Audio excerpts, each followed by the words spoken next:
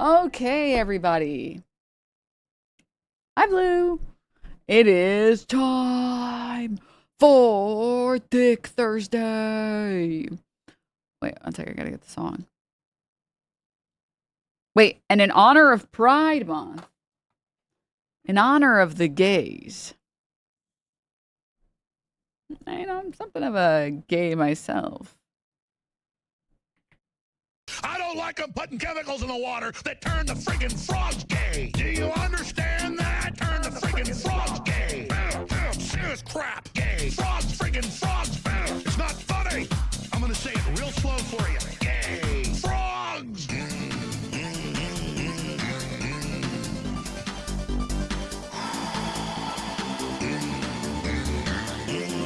Good morning, everyone.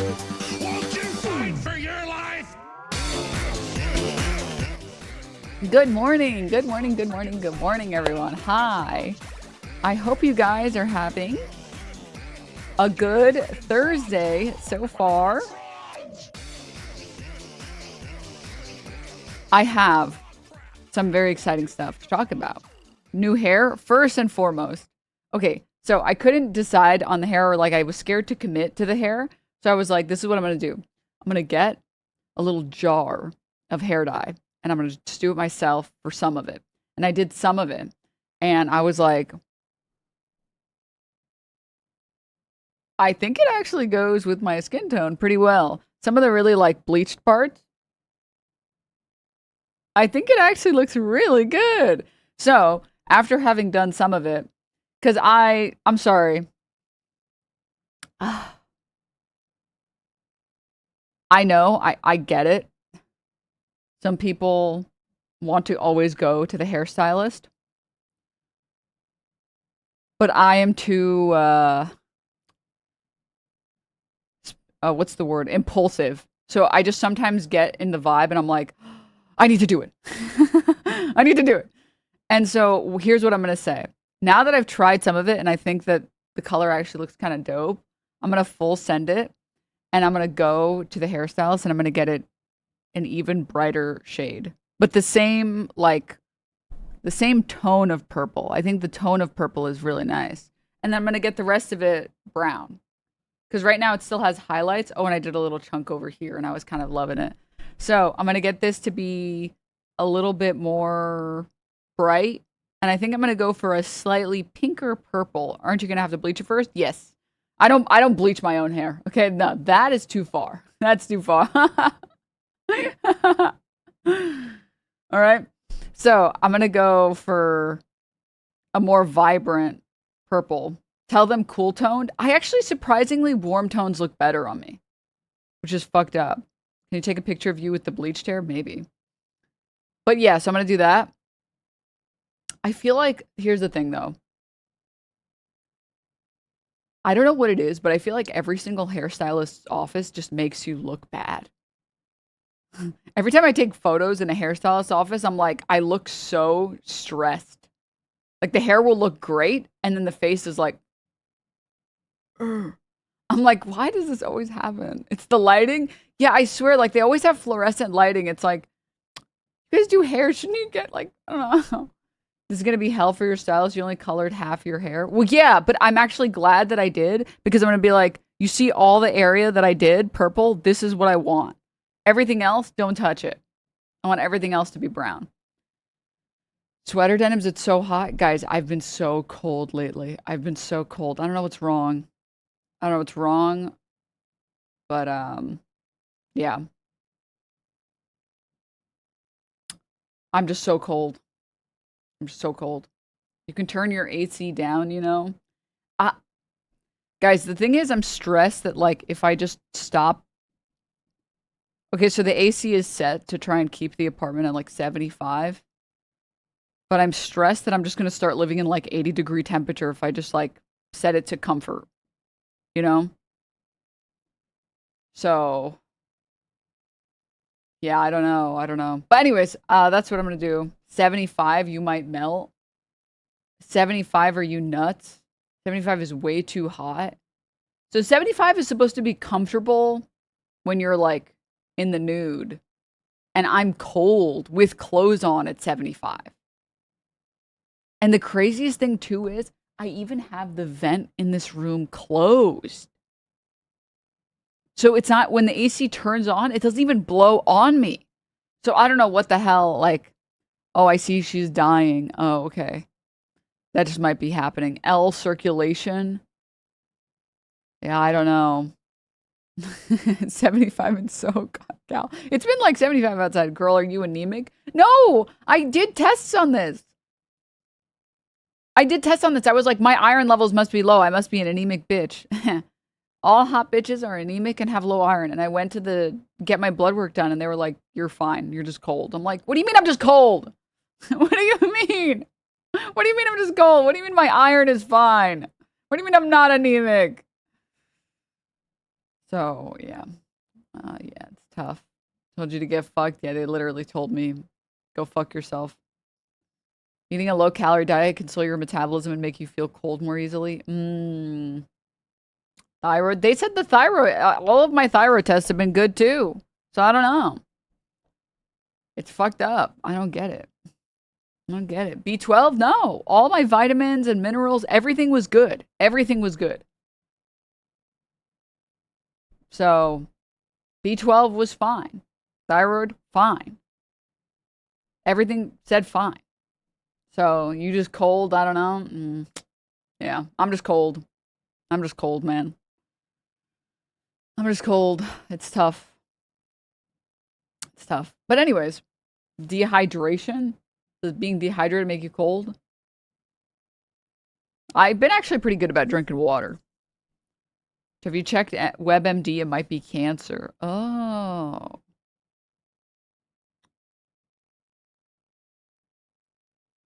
Oh, I didn't think about that. All right. But, yeah, I am excited about the purple. I'm going to make the rest of it purple. I really like the shine. It's so fun. I like it so much. I like it so much more than I thought I would like it. I thought I would do it and I would be like, I fucking hate it. Because that happens so often where you get your hair done and you're like, oh God, I hate it. But it's actually so nice.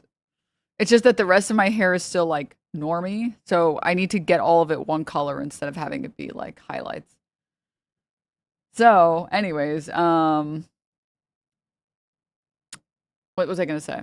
Oh, the other thing I was going to say in terms of variety content really quickly, guys, I watched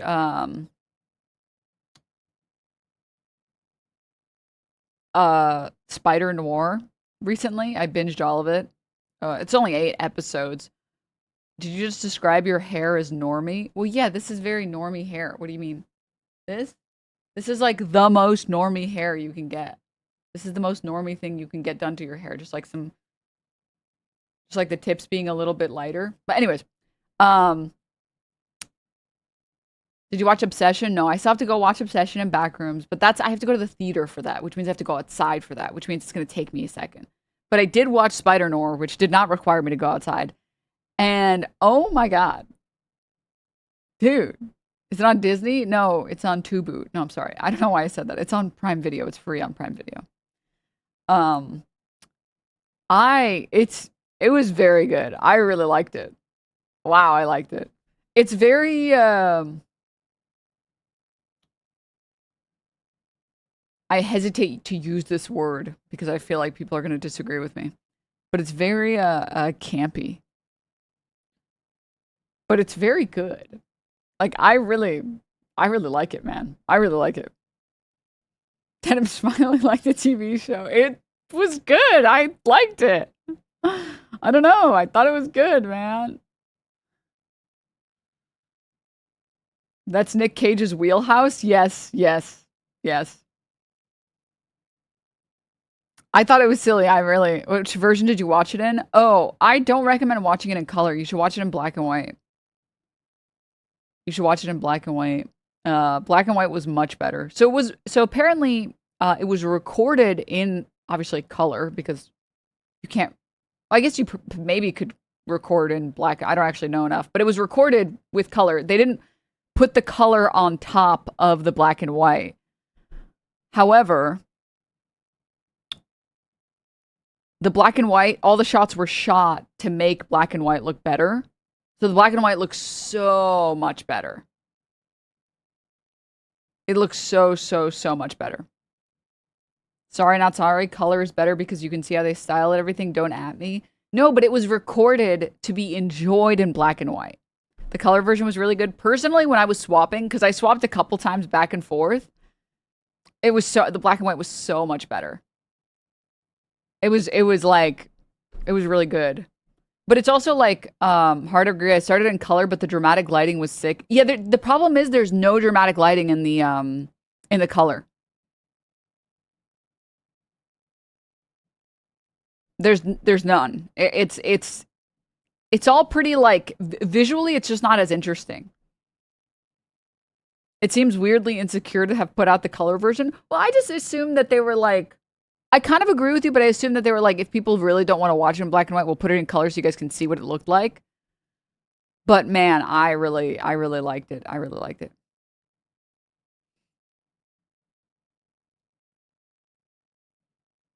You can recolor. I read that like they didn't recolor it. I read that that was like what it was recorded in. They didn't recolor anything. There's a lot of people that hate black and white movies for some reason.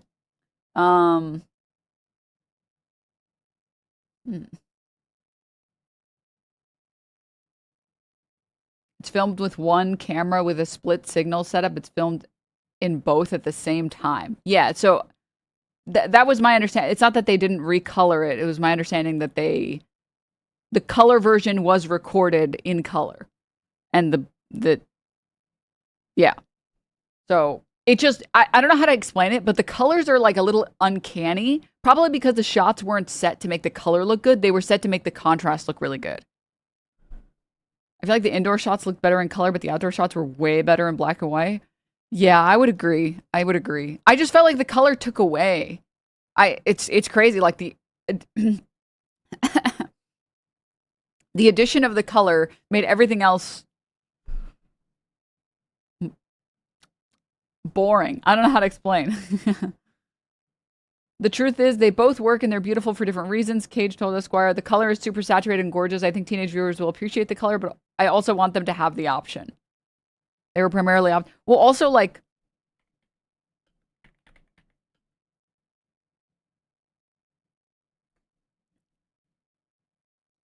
I remember I watched a video a long time ago about how black and white movies on sets, they had to play with certain colors and textures to get the shots to look good. And so like texture of a material is really important, and certain colors obviously will reflect more and will some colors will absorb more. And so when you think about it from that lens where it's like it's so obvious personally when I watched it, I felt like it was obvious that they really wanted black and white to work really well.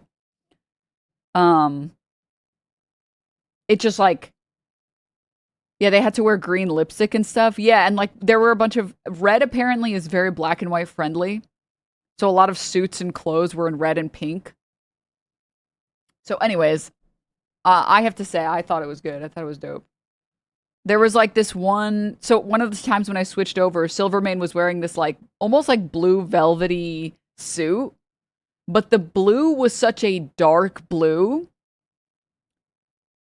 that it almost looked like a black suit. And the only reason I feel like they probably picked that particular suit was because when the light was hitting him from the back, it was like shining really hard off his shoulders, which gave him this really dope silhouette in the black and white. Whereas in the color, it just looked like a boring dark blue suit. Like it didn't look that interesting. So it was, I don't know, it was really cool. I really think they killed it. They killed it.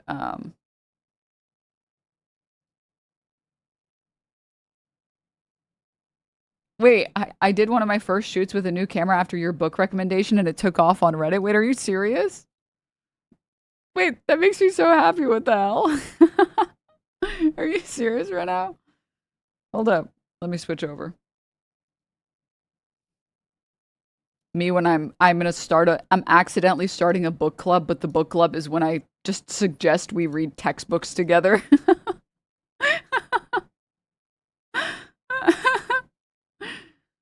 Our Bald Meetup Seattle 2026. Hell yeah. What a great event hosted by Justin Bradford in Seattle. I was one of the baldies, so I was in the pic with all of us. Also, we did the meme. Wait, that's so dope. Yo, these shots actually do look good. Oh my god. I feel like these are the shots that iPhone promises you can take with your iPhone, and then you take photos with your iPhone and you're like, they all look like shit. Can I rub your head? Is crazy. Oh my god. Guys. It's happening. We will finally have solar power in the form of bald meetups. Okay? They think that they're just showing up to have fun, but we're actually harnessing the power of the sun. But don't tell them, okay? It's for the greater good. All right? You can take incredible photos with the iPhone. You just have to really dial in the settings. Oh. They have the AI acne filter on by default. Now it's Canon. I put the fucking phone on like RAW, and it only takes RAW photos now. And the photos still look like shit. They look like shit when they're like with the optimizing. They look like shit without the optimize. Like, I don't get it. Like, iPhone just like looks so awful. But anyways, that's dope. This is such a nice shot. Oh my god. Dude, the color is so good. I get why photography nerds are so annoying. It's like, it's cool. Once you start learning a little bit about like cameras and lighting and photography, you're like, you just can't stop, you know? What was the book recommendation? Oh, I read, this is like, I don't know if this is the best textbook on the topic, but I did like read this textbook to learn how to use a camera. And it was good. It was really good. If you don't know anything about cameras, let me say, and you really want to learn how to use a camera correctly, this was really good. This was a really good book. When was it published? Recently. It was like 2015. For a textbook that's recent. Okay, 2010. 2010. For a textbook, 2010 is not that bad. So yeah, this was a really good basic book. And let me say, I've watched so many videos and everyone's like, just watch videos and you'll learn how to do the thing. And it's like, let me say, videos on YouTube are not a good tool when you're just starting out on certain new hobbies. Because I've watched so many videos and it never got me any closer to like understanding and feeling comfortable with a camera. But this shit actually got me understanding. This book is about to get its driver's permits. That's true. But anywho, let me pull this up. This was a really good one. This was a really good one. This one, and recently I've been reading this textbook, which is just about like lighting and understanding how to use light to your advantage. But it's really, I don't know, it's really cool. The problem with like YouTube videos is that the videos that have a lot of views usually are optimized for entertainment, not for education. So YouTubers are like sitting there and deciding what should be included and what shouldn't be included. And it's very easy to be like, okay, well, this isn't going to get like a good retention. So I'm just going to remove this stuff out of here.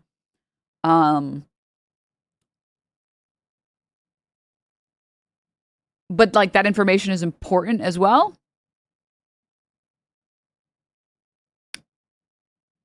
Whereas textbooks will put all the boring stuff in there too that you need to learn. So like I'm trying to learn how to like take photos of people, right? And there's a bunch of sections in this textbook that have nothing to do with shooting people, but they teach really cool ideas. Like I just got to this section, which was dope as hell. Like I understand photography nerds now. I get it. Understand photography nerds. So they're talking about like when you're shooting Things that are reflective, like metal. Reflective things naturally will reflect things, including like cameras, including lighting, including objects, because they're reflective. And so like when you're shooting a reflective surface, but you want to have enough light that all of the surfaces look good, but unfortunately, if you have enough light or things that provide light, they will show up in the photo. So like they show like this one where there's this reflector card in the bottom, but you can see it here. So you want to like highlight this side of this like gift box that's like metallic. But by highlighting it, you have to put a reflector card that will inherently show up in the photo. So that doesn't work, right? And then they're like, well, you can deal with this by just having the background be a light background, and the surface that the object is sitting on will become the reflective surface. It will become the secondary light source. But sometimes you don't want a photo with a light background. Sometimes you want to shoot something with a dark background, right? So what do? Look at this fucking setup. Is this not the coolest thing you've ever seen in your life? Or am I just a loser and a nerd? Look at this. A transparent background. So you put the object on a transparent sheet or like a transparent surface, like a piece of like acrylic. And then underneath it, you have a dark background. So it looks like you're shooting the object on a dark surface, but you're actually not. You're shooting it on a transparent surface. And then you have a white card off to the side highlighting the front. And then you get this dope shot. Like, what? That's so cool. And it's like, oh, okay, well, what if you don't want any of the surface to be reflective? You can take this photo by putting a polarizer on. Or you can take this really dope photo if you put a surface that is reflective in a way that is not irritating for the shot, but it's good for lighting the object, which in this case, it's a piece of glossy black acrylic. And they explain it. The result of invisible light, the light source for the box is in the scene, the black acrylic directly in front of it. So the acrylic acts as the reflecting surface to highlight the front of the box, but it doesn't show up in the shot because it's out of the family of angles. I was like, oh my God, that's so cool. Dad, don't tell her about color theory. Dude, I was really into art for like a full decade. Trust me when I say when I was really into color theory, it was the shit. But I never got into cameras. I was wondering what to do with this glossy black acrylic sheet I've had lying around. Anywho, I just thought it was cool. I just thought it was really cool. I get it. Oh yeah, the book is it's called Light, Science, and Magic. This is the 6th edition. But I've been enjoying it a lot. It's been cool. I really like textbooks. I do. I like textbooks. But I'm almost done with this textbook. I finished this one in like 2 weeks. That's how easy of a read it was. The Understanding Exposure one. And the Light, Science, and Magic one, I've been on for another 2 weeks, and I've gotten like 200 pages in. So I think like another week or two, and I should be done with that textbook. So I'm excited! So, yeah, I don't know. I really struggle to read fiction, but nonfiction? Nonfiction is the shit, man. You never got into cameras, so you just picked out the biggest camera you could find to bother us.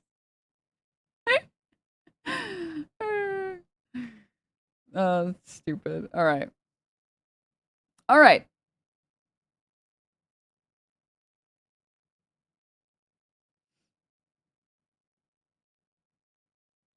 All right. Let me close all this stuff. We have, besides all of that stuff. All right. I just wanted to share with you guys all of that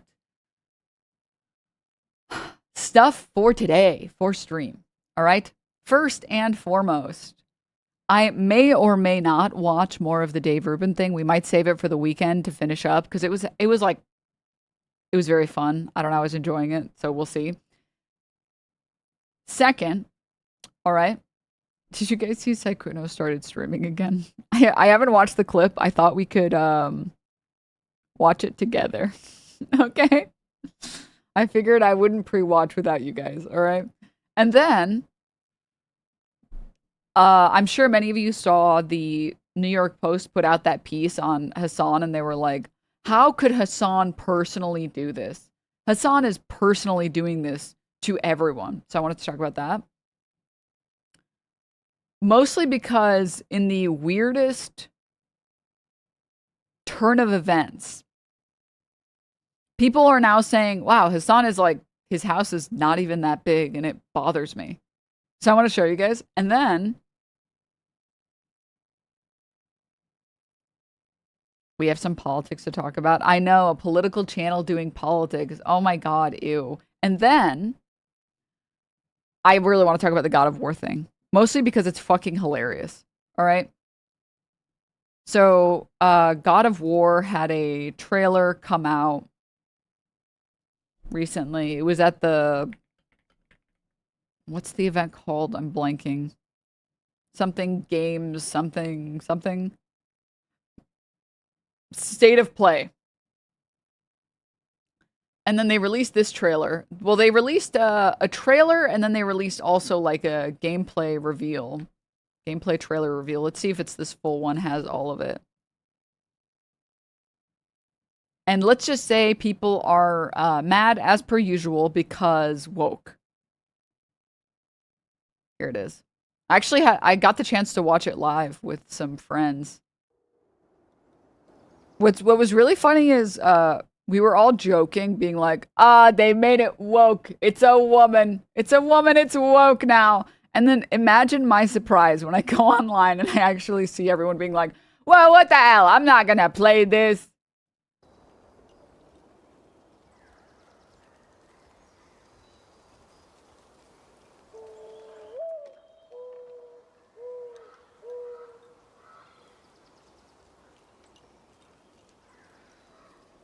Yeah, we'll get to that, Kitsy Cat.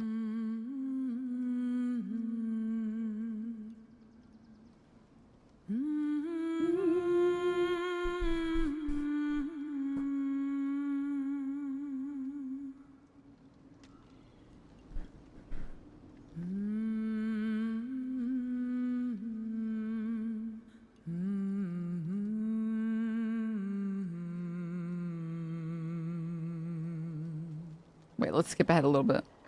Hold on. You guys are not going to get the authentic experience. There we go.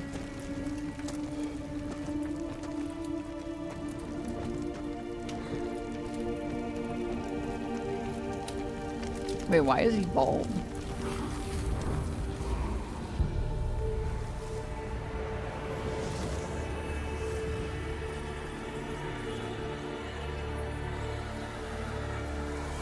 Bald DEI?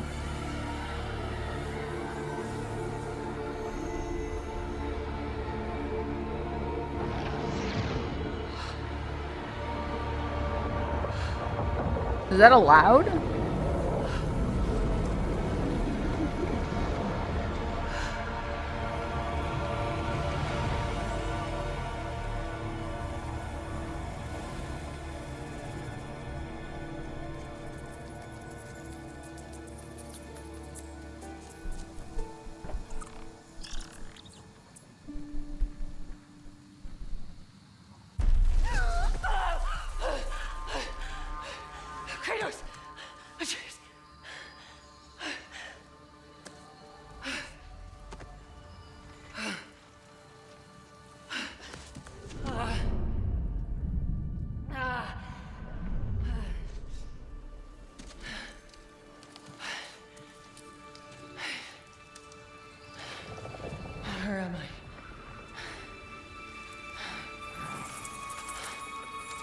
Oh, good, my tits, yeah.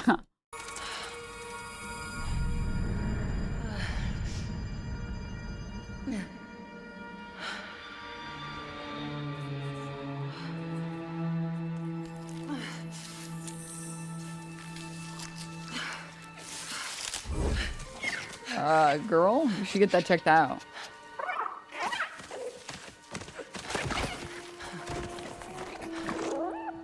Dude, it's so cute. This is my little mare worm.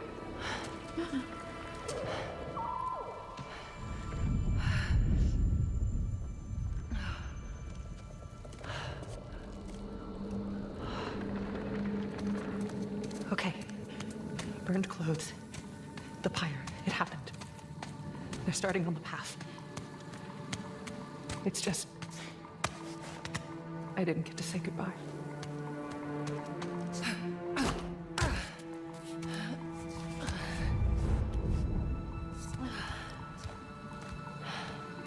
Stop writing feet slapping. Stop. This definitely isn't the light of Alfheim.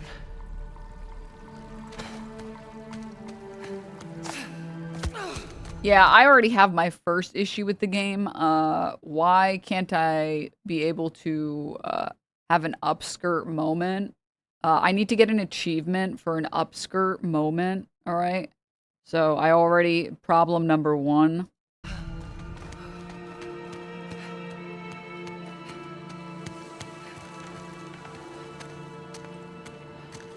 Also, problem number 2, this isn't realistic. Women can't double jump in real life.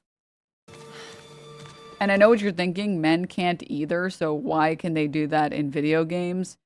That's different. Mask. How?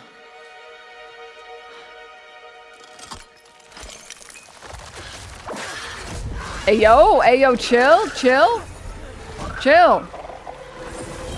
I don't know you like that, man.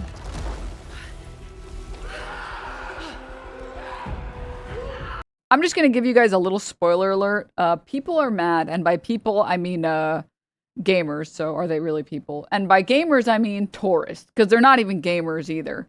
I mean, I'm sorry, the guy that, got owned so hard in Dark Souls that he literally stopped playing video games and started talking about right-wing politics, like, you're not a gamer at that point. You're just a loser, literally.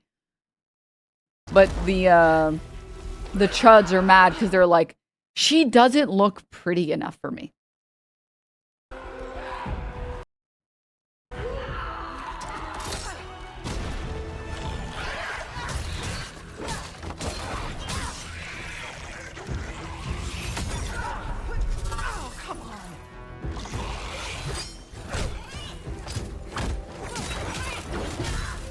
This isn't realistic because women aren't strong. So, the woman in this video game is too strong and it bothers me.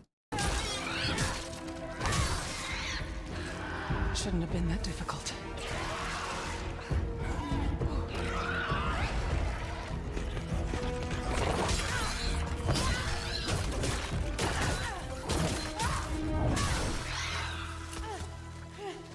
Real problem? She's supposed to be a giant, but she's not doing What the? Yeah. Armor. Good idea. Worm friend.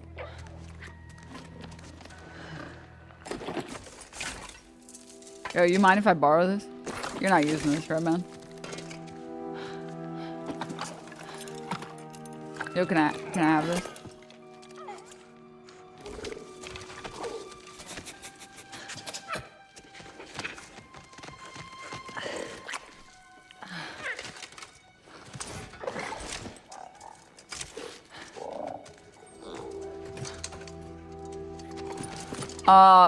Problem number 46.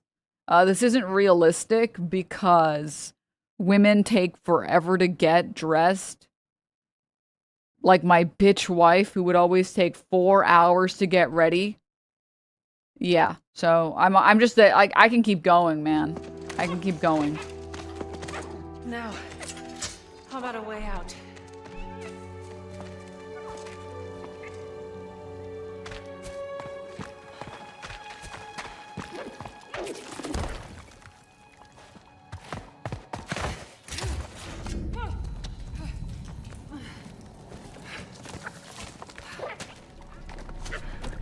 It actually looks good. Too bad I'll never play it since Sony is going back to console exclusives.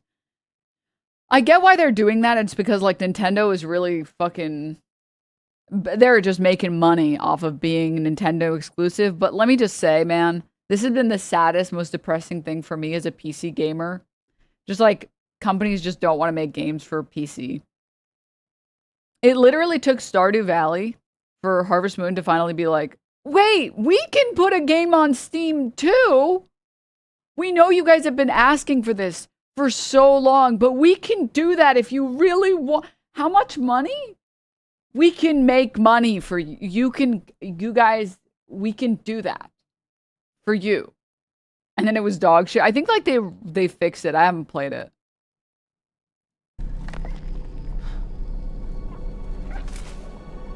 Guess I'll find my own way from here.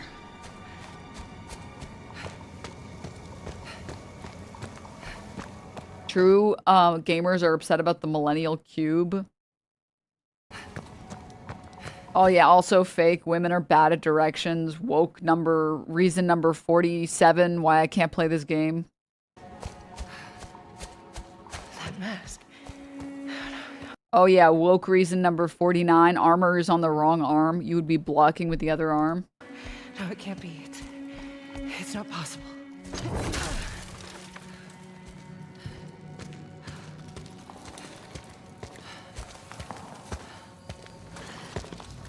If there's another mask, their path isn't safe.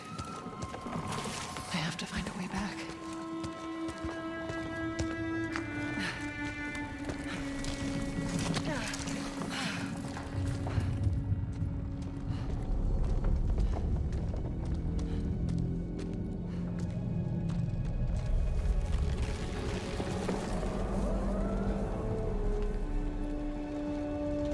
I've been hoping there would be a bug enemy so I could say, you know, woke reason number 67. She would be calling for a man to come kill the spider. But I don't think there's a bug enemy. Anyways, you guys get the idea. All right, which is people are so mad about this game. And I don't even think that they know what they're mad about at this point.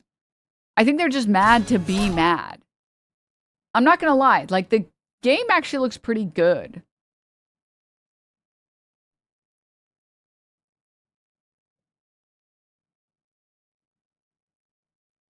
Like, it doesn't... I don't... Like, I think it's like, it's really fine. The thing is also with games, you can't tell whether a game will be good based on the trailer. You have to wait until you can play the game. Like, it's just factually correct. You know what I mean? Anyone who plays games, you know, some trailers are like the coolest shit ever and the game comes out and it's poop. I'm sure all of you remember No Man's Sky.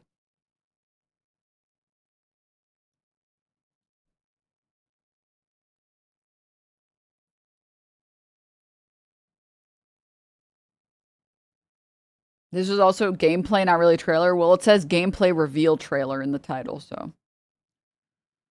Do you see the old God of War creator shitting on the game for the trailer released? What a fucking loser, dude. I'm still on the fence. I need to know if this game is my brand of politics and spouses. Stop. Stop. Don't be showing it. Stop. God of War was very masculine coded up until now. Yeah, and didn't they finish the story? Like, didn't they wrap up the God of War story? Like, didn't Kratos' like story wrap up? I feel like it's better to go in a new direction than it is to like beat a horse to death. And I feel like that's usually when any piece of media gets shit is when they're like, and then we did it again, and then we do it again, and then we do it again. And then one more time. And I feel like it's more interesting to like go on like a spin-off direction than trying to like the Boys seasons. Yeah, it's just like, oh my God, dude. It wrapped up. I thought next story would be about the boy, but honestly, I love this arc and explorations of the wife. The story was essentially over in Ragnarok. The devs said that they were going to keep doing Kratos stuff. They just loved this character and they started working on the game almost immediately after 2018. And here's the thing. Let me tell you guys one thing, right? I just want game devs to make things that they have fun making. Because the easiest way to make sure that a game is going to be dog shit is if the developers aren't even making something they like, they're just making something that the suits want. One of the best ways to get a game to be good with, like, I don't know, like probably like a 90% effectiveness.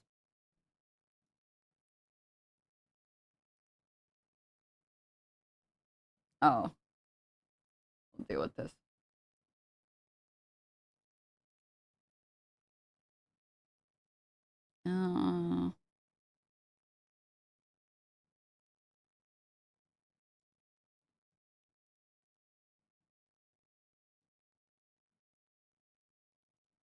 Sorry, one sec.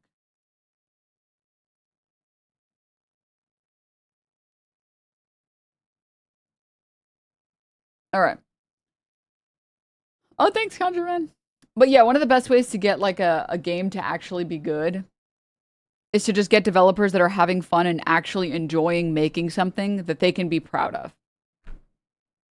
And to not rush the developers. That's it. That's I feel like if there's anything to complain about in a game like this, it would be that usually these okay, I'm sorry if I say something that upsets console gamers.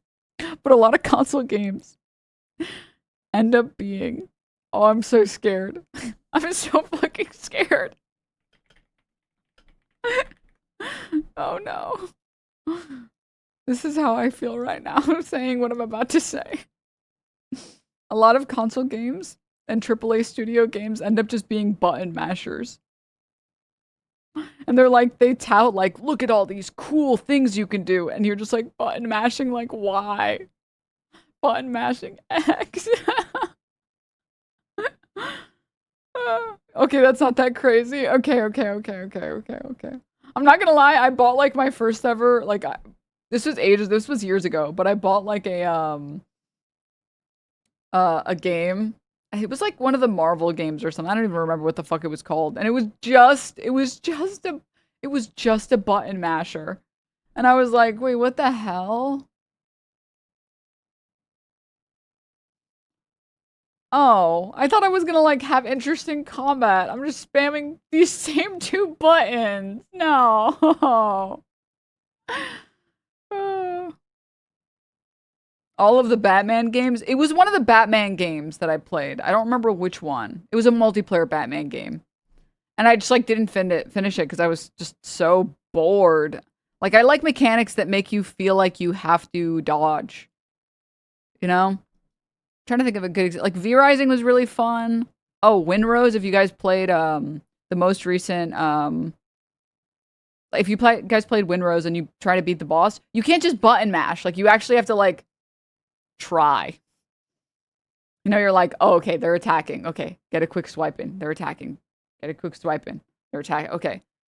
And I will say, like, a lot of, like, God of War games are, like, or not God of War games, but a lot of console games and AAA studio games end up being like that. So if there was anything to criticize this game for, it would be that there's a good chance.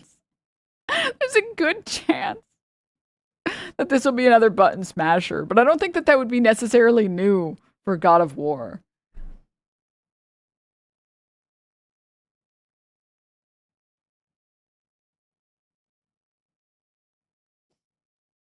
You mean hack and slash? Hack and slash doesn't mean button mashing.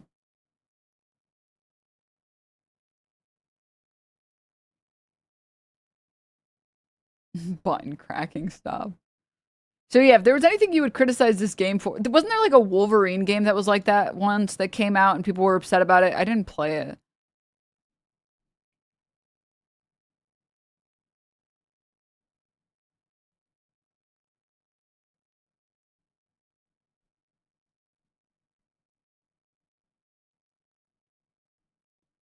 All right.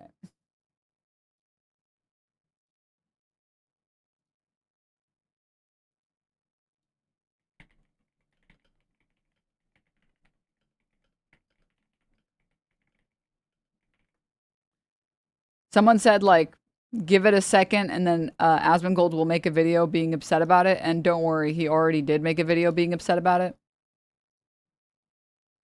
Yeah, the game is fucked.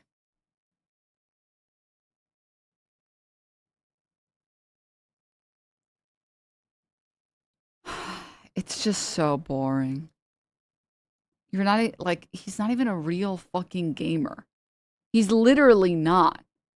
How many games has he played on stream and given up on? Like, dude. Pick a game, bro. 1v1 me, man. He's not even a real fucking gamer. He's ass. Why is he red? I don't fucking know. Oh, I'm sorry. This woman who just died isn't wearing makeup. Christ almighty. My favorite thing is like, this is the classic like anti-woke thing that they do, that like all of the chuds do, which is anytime there is a, how do I explain this? Anytime they're trying to prove that something has become woke, they'll pick like a least flattering image and then a most flattering image. But the reality is the model, like they pick like the worst screenshot of the model and then they probably like Photoshop it. And then they pick like the best image that's ever existed of the person that is the 3D scans that they do that it's like based off of. And then they AI that one to make it look mocap. That's the word I was looking for. It's like, dog. Yeah, I guess if you just ignore all of the airbrushing and then also ignore the fact that this photo is like, how long, how old is it? It's like, oh my God, it's just so boring.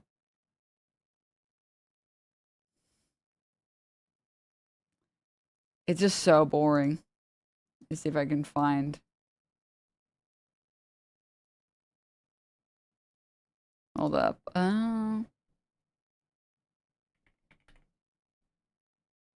Here we go.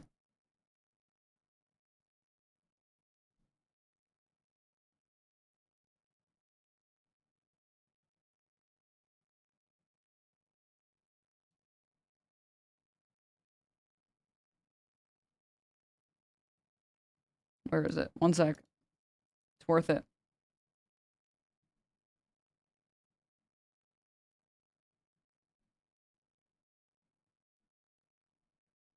Hold. Here it is. Oh, dude. It's just amazing. It's just amazing. It's just incredible.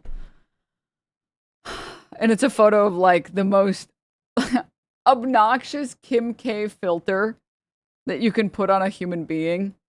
And then being like, huh, can you believe this? But it's always like a catch-22. This was really, yeah, you got it, Maro. This is the same impossible beauty standard women deal with in real life. Wear makeup and people say you're fake, must be ugly without it, or you look better natural. Show natural features, suddenly you're masculine, ugly, or designed badly. When people say they want naturally beautiful characters, they still mean they usually still mean design, symmetrical, flattering, youthful, camera ready. That's not natural. It's idealized beauty with labor made invisible. Correct. Actually correct. The other thing too is like,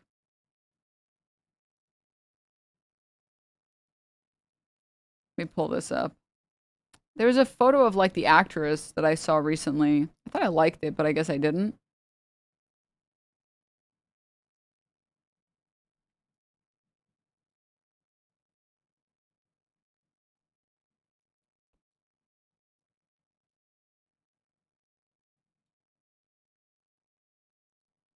Maybe I saved it somewhere else? Hold up.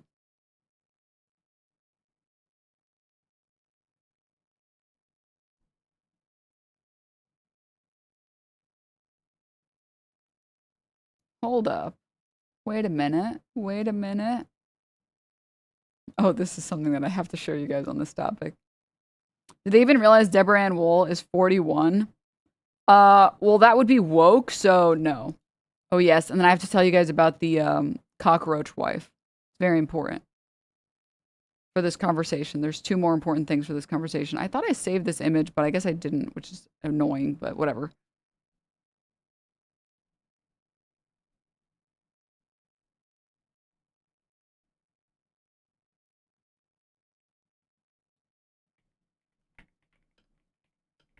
By the way, Deborah Ann Wool is pretty well liked in normie circles.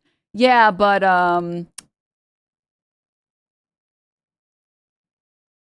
it made them mad. Did you consider that?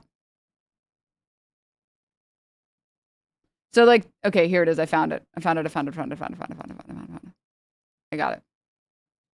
Let's go through a couple things. First and foremost, this is what she looks like. This is who they mocapped. All right. I came on board to the God of War series for God of War Ragnarok. I love that I get to deepen who she is, that this isn't only Kratos' memory of her. Frank is a cute. Am I supposed to think that the mocap isn't accurate?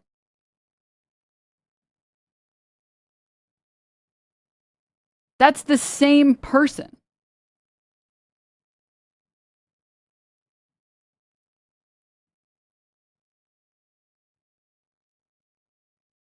I don't.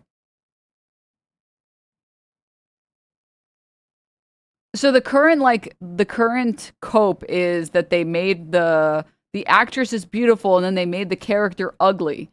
And then the way they're doing this is by editing the game character to look extra old and then editing Deborah, Anne, to look, well, first of all, using a photo of her from like a decade ago and then photoshopping her and AIing her to look as different as possible. And then you look at the actual game in the actual game trailer, and it's the same fucking person.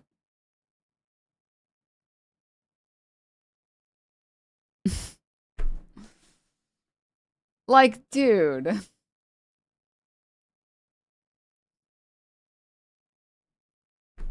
What are we doing here, man? What the fuck are we doing here, man? Can you imagine falling for this fucking propaganda? You're like, you're so right. They made her ugly on purpose. What the hell? Why would they do that? Thank you for convincing me of this problem that doesn't exist. Thank you. Meanwhile, the mocap is like an accurate representation and a faithful representation of the character. Or sorry, of the actress. Bro, gas is $50 right now. Also, what would the fuck would making her ugly even achieve for the woke agenda? Can you imagine seeing this and being like, yeah, they made her ugly. It's like, I want you guys to know, I've never used this term before. This is the first time I am ever going to ever call something porn-brained. But you are if you think this is ugly. I'm sorry. I don't have anything else to say. You guys know this. You guys know this about me. I never use that term. This is the one time I will break the rule of not using that term because it's just accurate. Like, I'm sorry. Oh my God. It's just pathetic. Oh. And then I saw this post that really explains the phenomenon really well. Look at this. They make the women ugly on purpose and then wonder why it doesn't sell. Look, this post is really good. It's I don't even remember what game this is from. It looks like some Paladin's ass model, but original, untumblerized. Okay, Fortnite. Okay, can I say something really fast? Just really quickly. It is not lost on me that the untumblerized version, she's wearing just the bra with nipples showing, but also a cross. Like,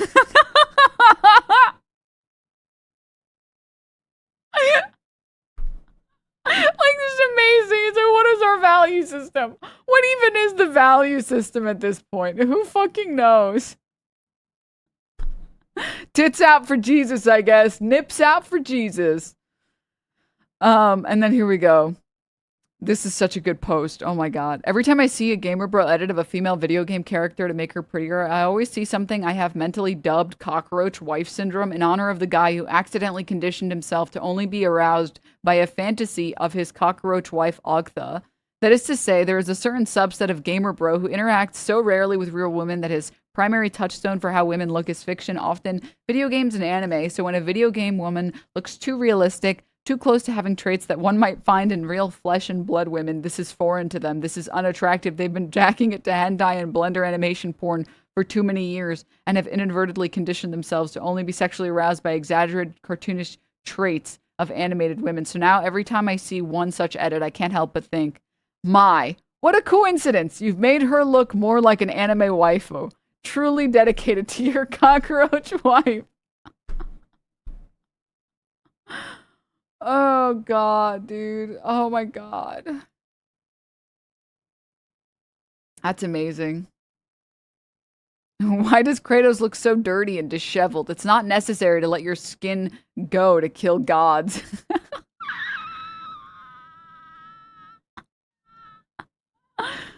Oh, this shit is frying me.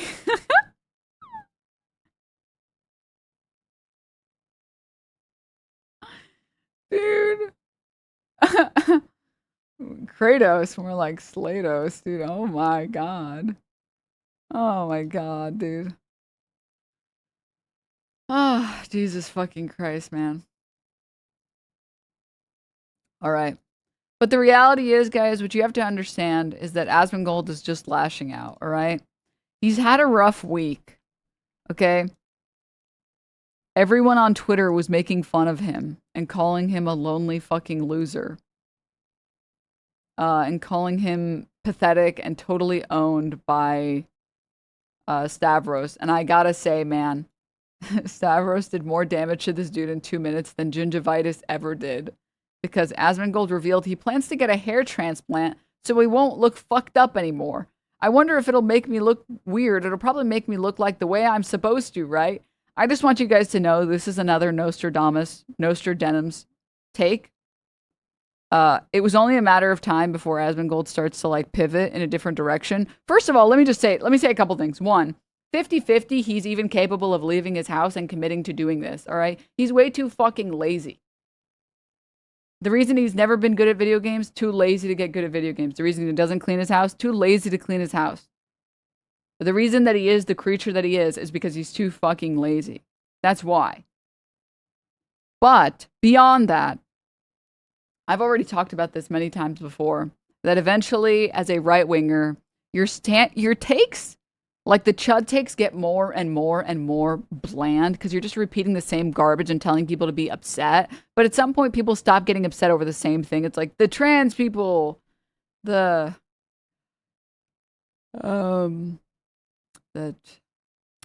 immigrants.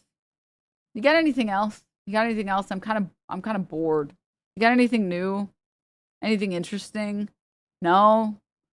All right. Well, I guess I'm moving on. But the problem is, I don't think you can polish this turd, man. I don't think you can, you can always go more extreme. It doesn't work to go less extreme as a right-winger.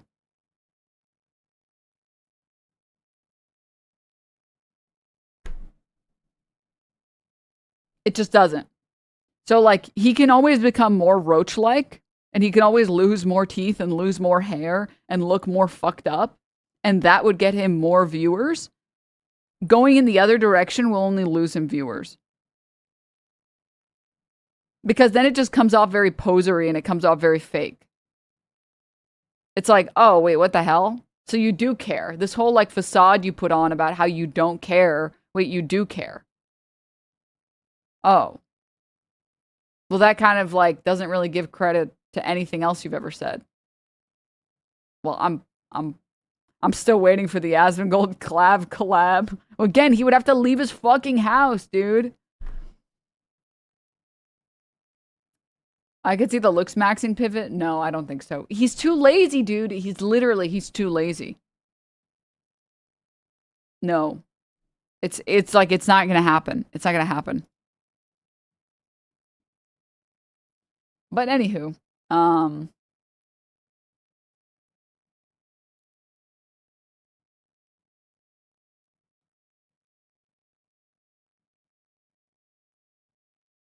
best he can do, walk to the door and pick up the DoorDash. Oh, God, dude.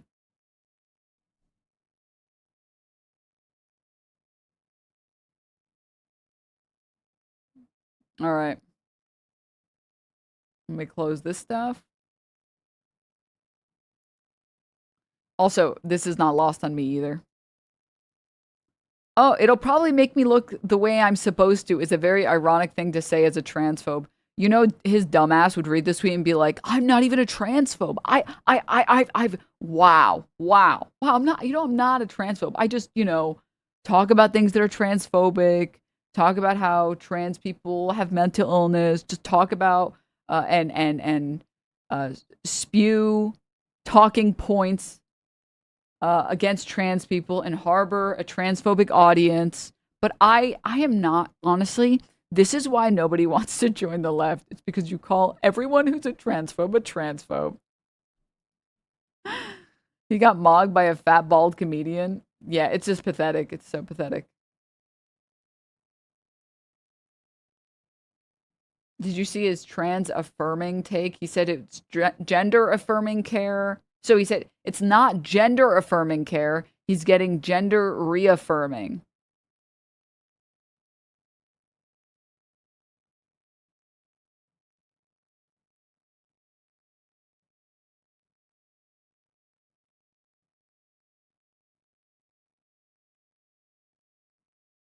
Stop. What's there to reaffirm, bro?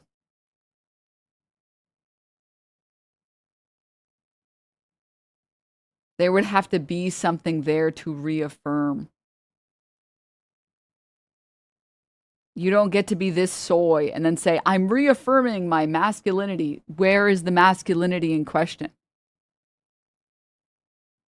It's affirming.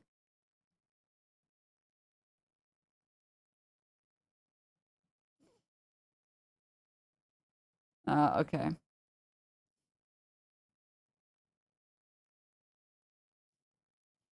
Not see. Look, not so stupid. He actually defends trans people, so it's not that simple. I'm gonna hold your hand when I say this. All right. If an audience is filled with transphobes, there's something the streamer is doing that's attracting those people. All right. Okay. Great. Excellent. He's not really lazy. It's got to be something else. Uh-huh. Uh-huh. Mm-hmm.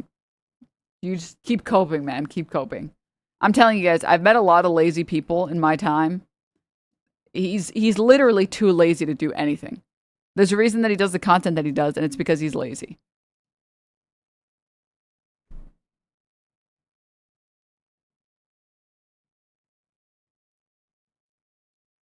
What a great analogy.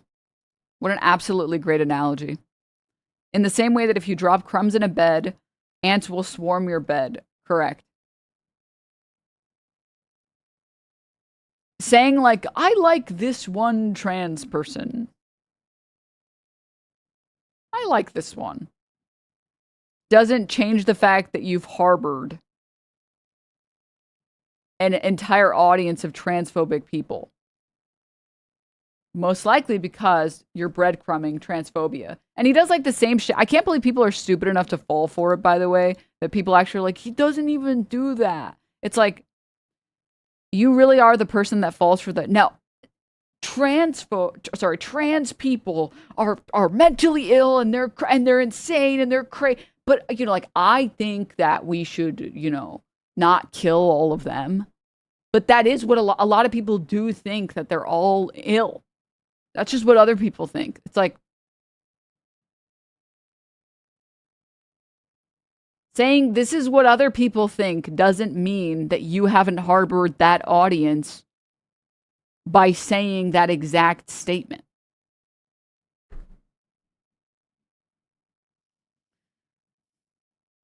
He's going to get a hair transplant just to never shower and lose his hair to folliculitis. How do you pronounce this?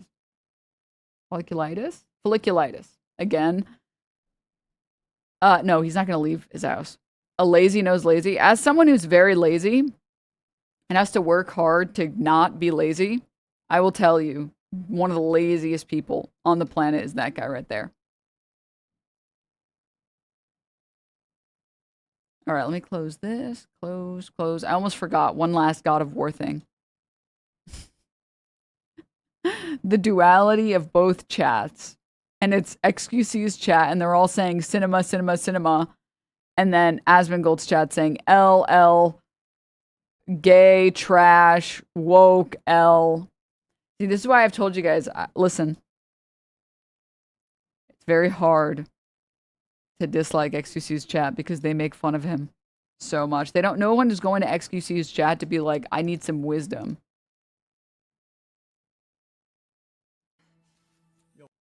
This is XQC reacts to Asmongold's chat during God of War Lofi reveal. God of War is crazy. Jesus, yo. So I sent her to another realm. Yo, God of War is crazy. Jesus, yo. Hey, yo.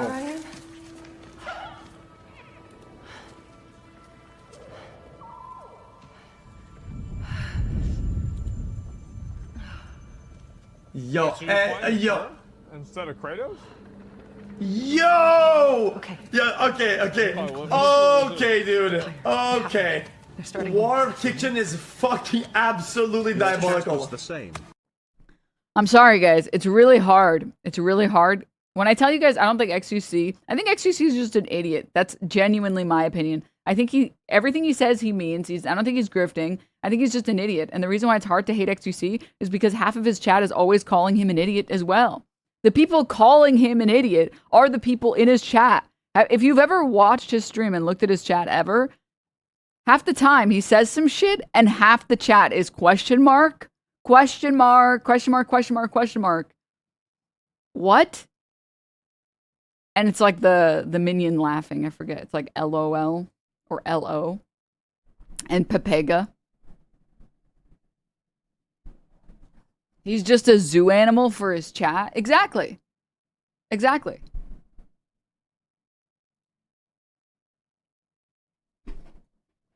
I feel like half his chat are bots. Wrong. No, XQC doesn't have bots. I would be genuinely shocked and surprised if XQC had bots on Twitch. I'm pretty sure every single fucking streamer is botted on Kick. But I would be very shocked.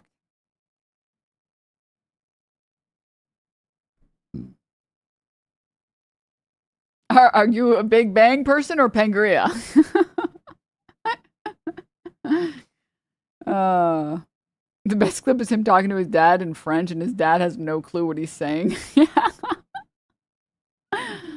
Oh my god. Anyways. Do you mean the whole planet or the Earth?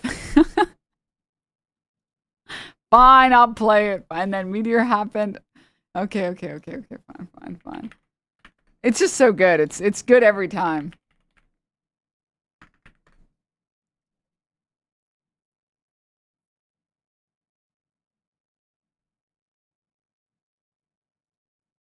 I think it's this one. You believe in the Big Bang Theory or Pangaea? What the fuck is Pangaea? Like, that sounds like some World of Warcraft thing. It's where islands, they're like the whole world was an island and it got split into continents. The whole world or our planet? Our planet. The world is the planet. Well, one theory doesn't affect the other. They're both part of the same thing. I know. But what I'm saying is, you know how like there's continents, there's Yes, they got broken apart. Yes. They got broken apart. So that's what that is. So I'm saying, which one do you believe in? No, I believe in the Big Bang makes all the planets and shit, and the planet is in a certain state or shape, or not shape, but has certain continent. It's made a certain way, and then meteor happens. It's made a certain way, and then meteor happens. And it splits up, right? And then we have continents. That's kind of how it happens. So they're both the same theory, right? Sure, okay. One doesn't affect the other. Sure, okay. Sure, okay. Yeah, I'm picking up what you're putting down, man. No, sure, yeah, no, I get it. No, I see what you're saying, man. A certain state, a continent, or a thing. Anyways, no, I'm sorry. Like, you have to understand, the XQC viewers that watch XQC, They watch XQC because he's a zoo animal, and he's a very entertaining zoo animal.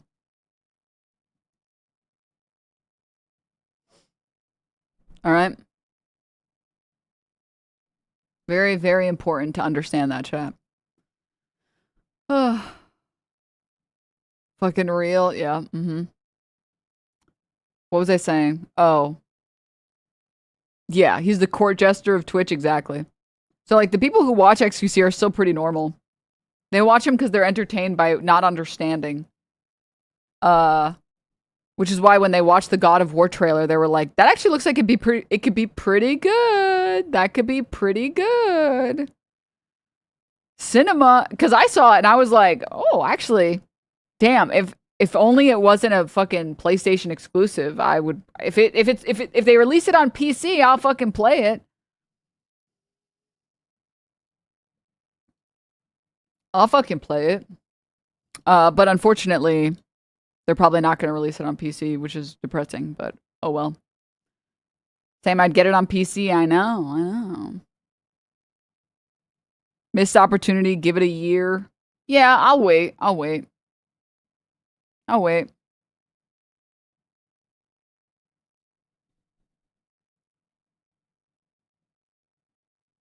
Wait, I have to show you guys something. Okay, I know that these bots only have one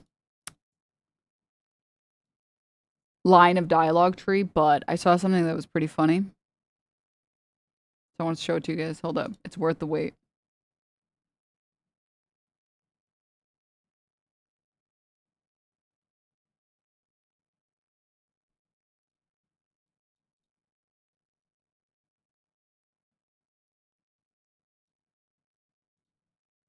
Wait.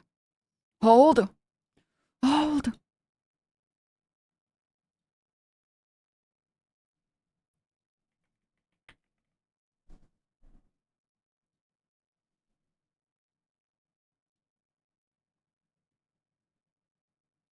Someone sent this to me recently.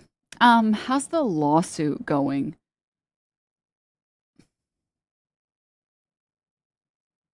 I don't know, man. Let's ask. How about we ask Ethan?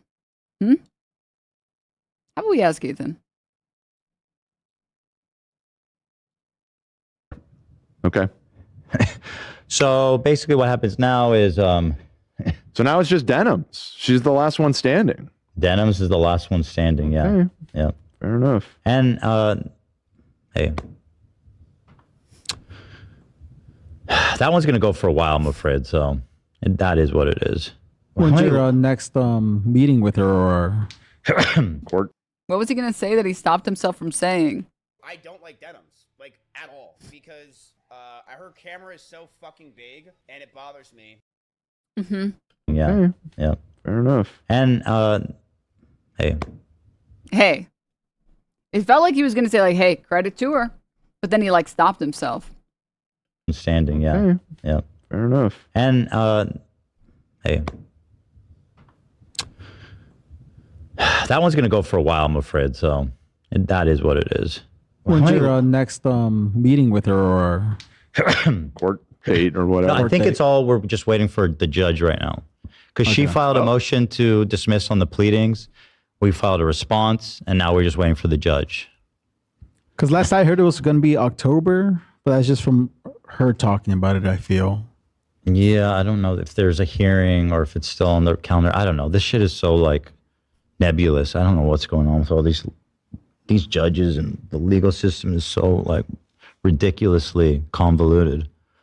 Yup.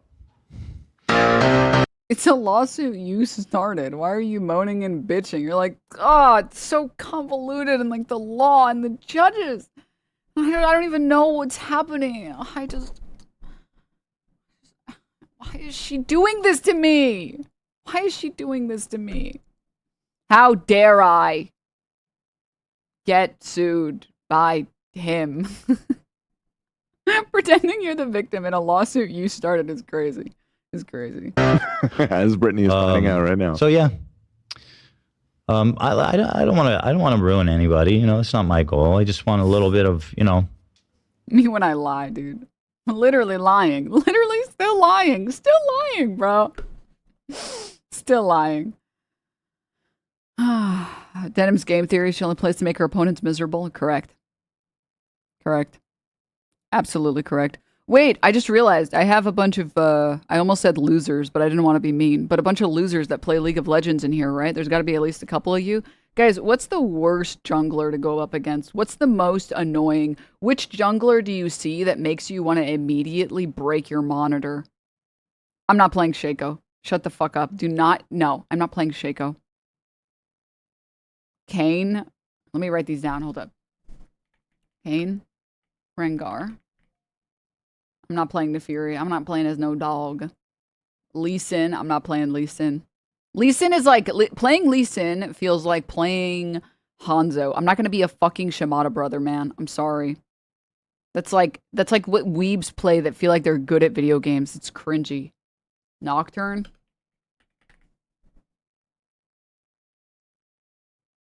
Hecarim. Talon.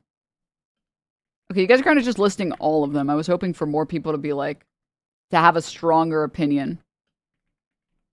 Master Yi. Master Yi is the same. Shyvana right now. Kha'Zix.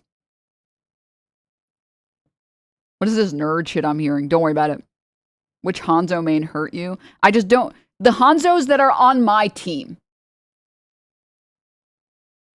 Okay? That's which one hurt me. That's which one hurt me.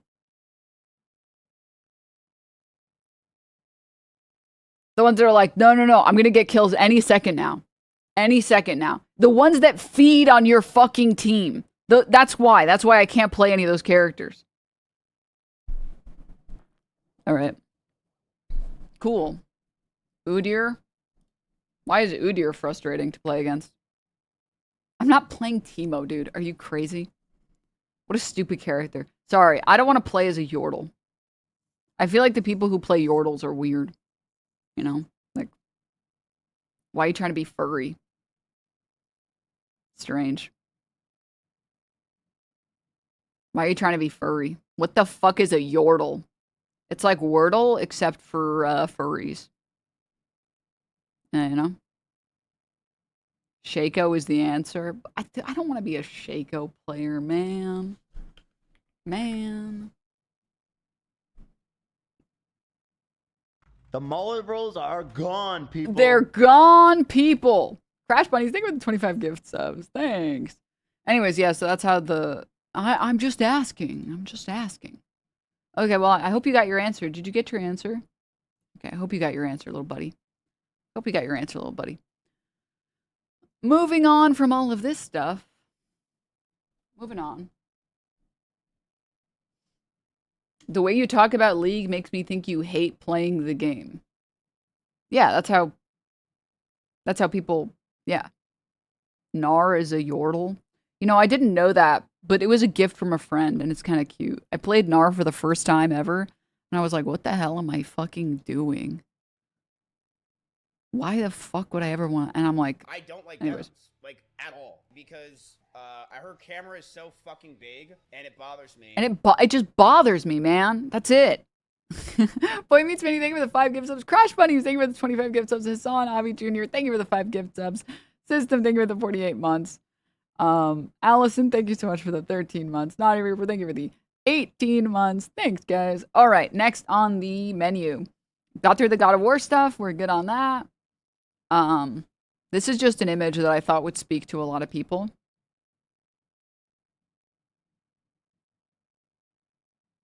There's one part of this image that I really love that makes me so happy. It's sort of a spot the difference between the two photos. The first one is like a cat and a dog in a bed, and it's like the sun is out. And it says, and it's like, what, 3 p.m.? And it says, just a 10-minute nap, okay? Sure. And then it's like, what is this? 8 p.m.? And they're fucking passed the fuck out. Blanket hog, it's me. I'm the blanket hog. I am the thief of all blankets. No one else. Socialism is when you give me the blanket. Sorry, someone sent this earlier. I think it was Greggle sent this earlier. I would never fight a holy war 2016. 2026. Pope Leo, I'm ready. Launch me towards the nearest data center. God, dude, isn't that... I don't have context for this. I just wanted to show you guys this video. Eating fruit in the shower and darkness to see how a scared monkey feels in the rainforest at night.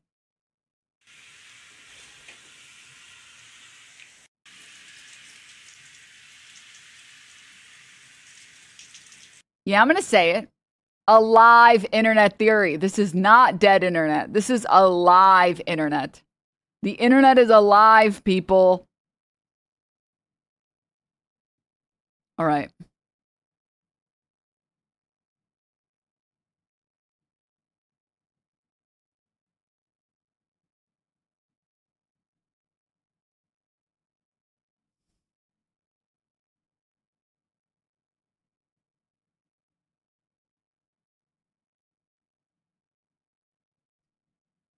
Next.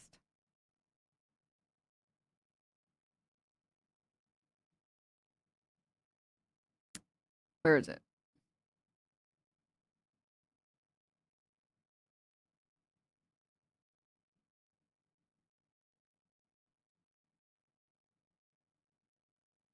Where is it? Where is it?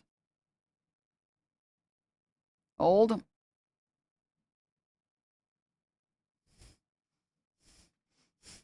I found it. All right. I don't have any context for this, but I need to talk about it really badly. I cannot get over what the fuck. I've seen this video like 500 times at this point. And it's sending me, what are they putting in these jars that's making white people talk like that? And they're not even talking like with a black accent. They're like speaking like Simlish. They're like speaking Orc. They're speaking a different, they're not even speaking a human language anymore.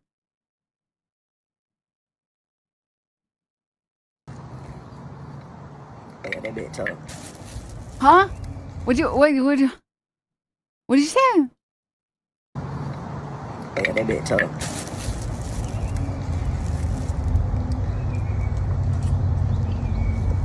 That big guy. Oh yeah, appreciate you, buddy. Yes, sir.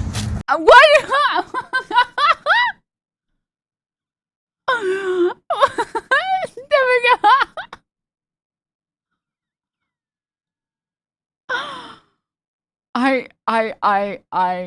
I am truly speechless by this. I can't. I just can't.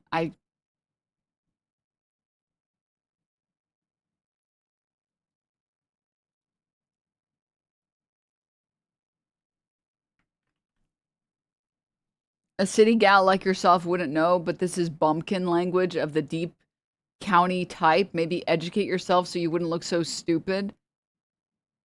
I can't. I just don't. I have a friend who's selling these jars and now he's going to make merch of it. Dude, stop. I don't know how many of you guys have seen. Can I get it like a ones if you guys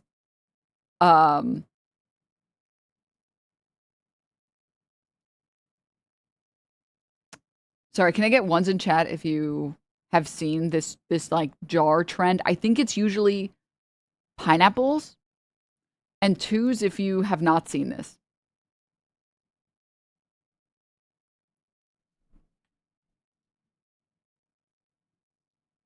This is not white people speech. This is AAVE. Y'all just uncultured.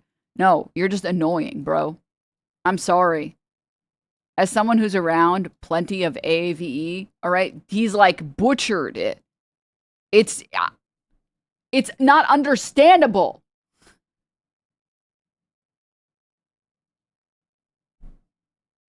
All right, let me pull. Never heard AAVE like that. What's AAVE? It's African American. Is it vernacular?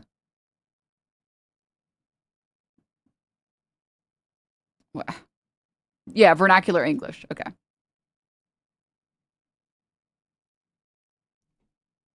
So,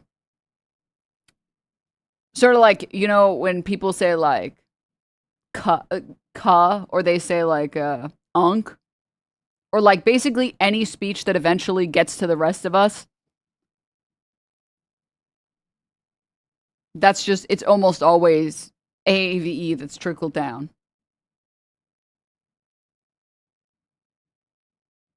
Woke is actually one of them. Yeah. Before woke became what it is now.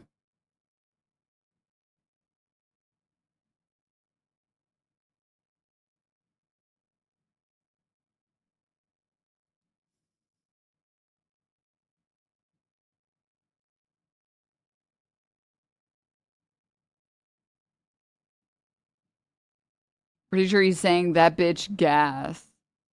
Bruh. This guy is just speaking minion at 0.5 speed. Anyways, this shit, what is... Dude, this shit is like sending me. These like pineapple jars are sending me. Pineapple. You know what's funny that you... I know what he's going to be snacking on tonight. You know what's funny that you... Want to try that juice? He usually doesn't like pineapples. No? You're good. I actually taste pineapple. Feeding my obese son by hand like a capybara is crazy! Why is it nuclear green? I think... Okay. I've been doing some research on this. I'm pretty sure... Also, how do you not like pineapple? What the fuck? I do... Okay, sorry. I have so many hot takes in a row. Number one, first and foremost, I'm not saying this is applied to everybody or literally everybody, but let me say, I have been in many white households growing up, and I do think a big reason why white kids don't like fruits and vegetables is because they're never eating fruits and vegetables, and they're never eating them prepared in an interesting way. Like, yeah, of course you hate fucking broccoli, Kyle. You've only ever had it boiled, right? And I think if you've actually had vegetables prepared in an interesting way, vegetables are like amazing. They're amazing. Same thing with fruit. And I think it's like if you have nothing but like sugar and candy, some annoying person will be like, fruit actually has sugar in it. Shut the fuck up. When I say sugar, you know what I mean. I mean, things produced with cane sugar, not fructose. I do think that there are a lot of people, and especially I feel bad, a lot of white people who grew up in this country who like their parents just didn't bring fruit home. So it's like, if you always have, and when you're younger, sugar is just so good. If you always have like Twinkies and cupcakes, I'm sorry, pineapple sucks because you're just getting so much sugar and everything else that fruit sugar just doesn't hit the same way. And then like one, either if you have a lot of fruit growing up, you already like it because everything is just a bit of an acquired taste. But also two, when your sugar receptors aren't fried, you actually enjoy fruit. And actual sugar, like sugary treats, become too sweet most of the time. Like, I'm sorry, store, like supermarket cupcakes and cake is just, it's literally, it's too sweet. It's just too sweet.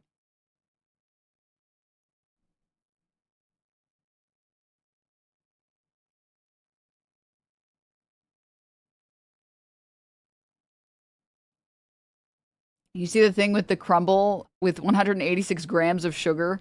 Yeah, I did see this. Yup.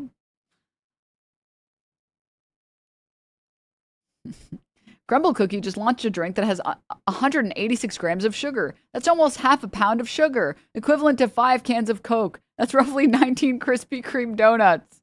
So what you're saying is I can eat a lot more donuts.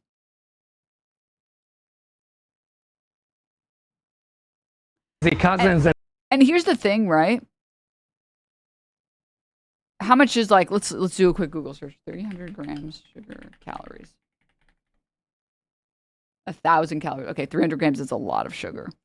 You can have sugar in your day. Like, sugar is not so evil you can't have any sugar ever. When you're getting all of it in a drink that is not going to fill you up, this should be illegal. It should actually be illegal. There should be like a maximum amount of sugar you can put in a drink. Why are they doing this? Because Sugar is good, especially before a workout or sports. Yeah, I mean, like, sugar is not evil. It's not, you know.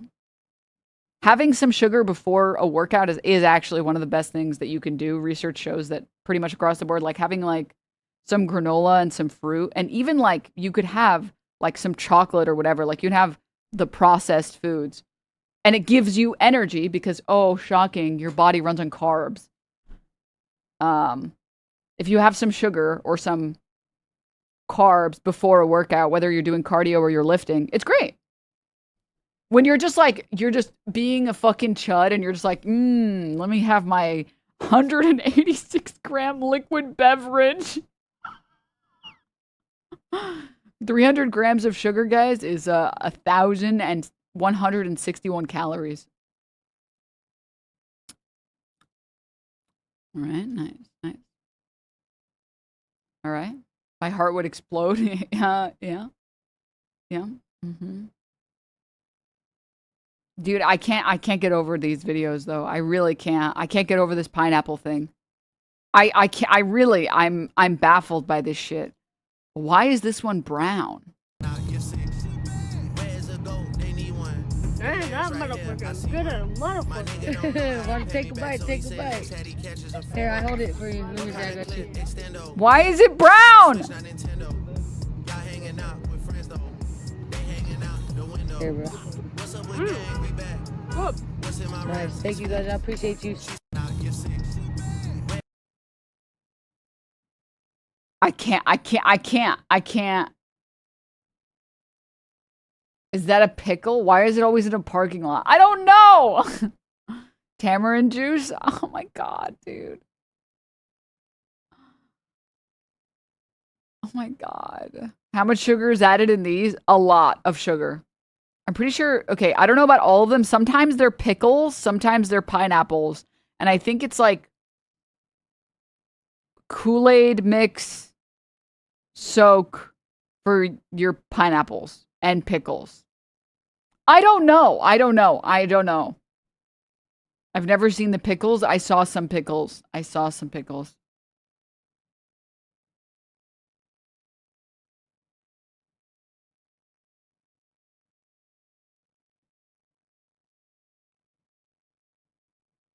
Man.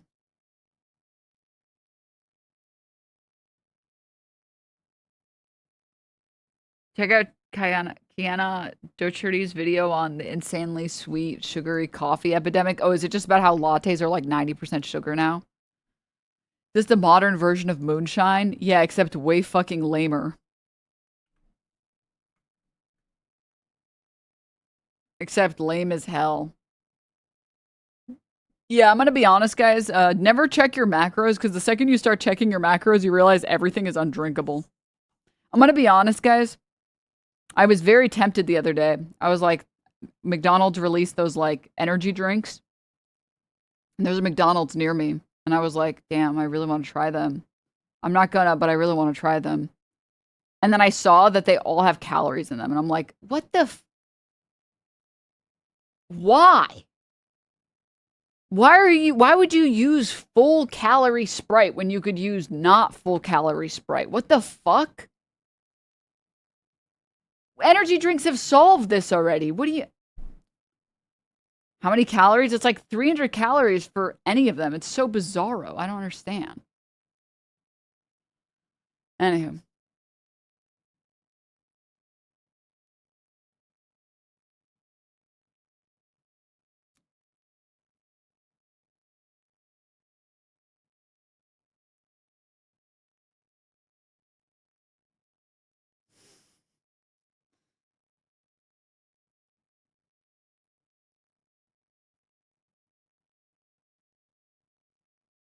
Zero-calorie energy drinks can be kind of good, but they're never as good as the sugary ones, especially Red Bull. Okay, I do think some Red Bull drinks are pretty good.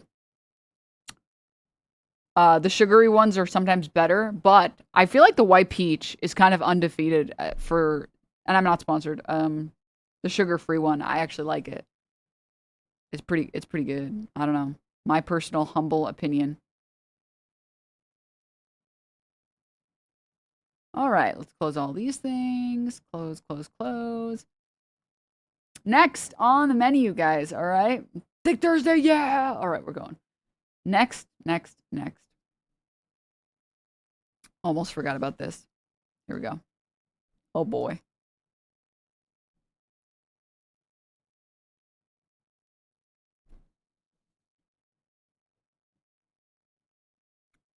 Wait, where is it?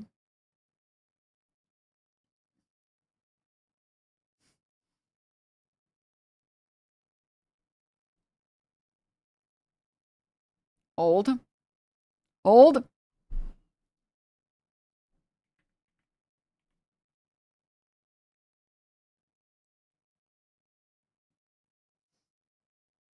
I've been white monster curious since I started lifting again. White monster curious is crazy.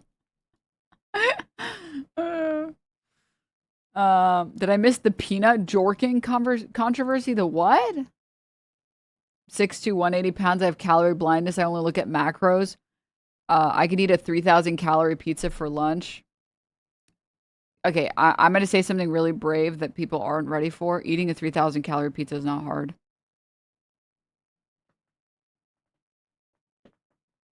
I thought everybody else, when you order a pizza, I thought everybody else was also controlling themselves to not eat all of the slices.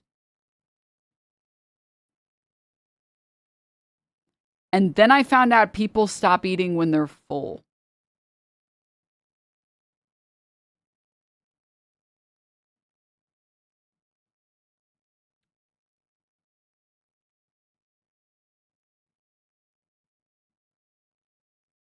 Huh? If I'm getting a pizza, I'm eating a pizza. No, I mean like ordering a bunch of pizzas for like a party or like for a gathering. Like ordering more than enough pizzas. And then there's like spare pizza slices. I thought everybody else was like being polite and they're like, well, I don't want to eat more than like 2 slices. So I was like, oh, okay, well then I shouldn't, we should just not, no one eats the last slices. Because then, you don't want to be rude and be like the fat fucking chud that's just eating all of the pizza, even if there is spare leftover pizza. I was like, I thought you're supposed to be put like everybody, it's just like a rule. I thought it was just a societal rule that nobody eats the last pizzas. Even if there's a whole box of spare pizza, you don't eat it because you don't want to look like a fat fucking chud. And then I found out people just stop eating when they're full. And that's why no one is eating more pizza. Because when I would order a pizza, I would eat the whole pizza by myself in like one gaming session.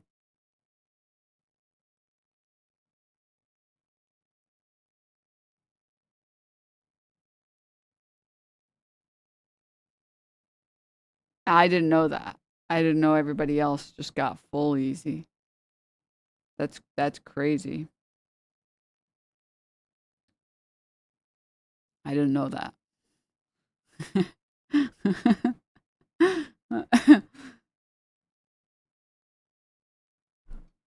That's called freedom.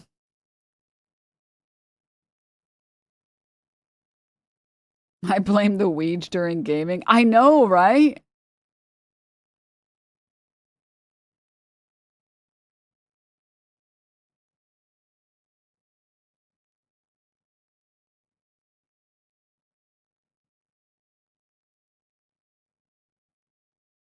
I don't think I've ever ordered pizza and not ate the whole thing. Yeah. Yeah.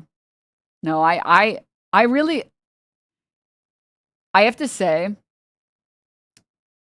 the one very cool thing about a bunch of people getting on Ozempic is that the research shows that like people literally now you just like feel full all of the time, which means all of the really thin people that have been thin their whole lives, they just don't have the urge to eat more food. It's kind of crazy. I really thought, I was really like, oh, like, no, everybody else just like controls themselves. So I need to control myself. And I didn't know that it was just like, you just like don't want to keep eating.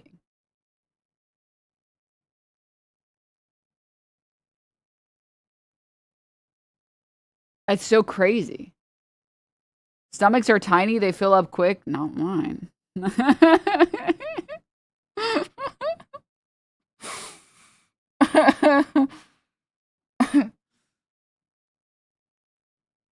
Speak for yourself, man. Speak for yourself.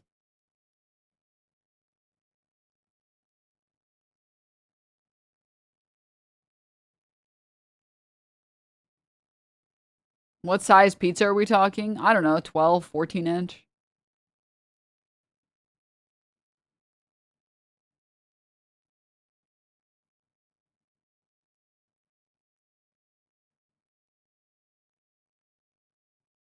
Anyways, yeah, I didn't know that. The one thing that seems like it sucks with Ozempic is that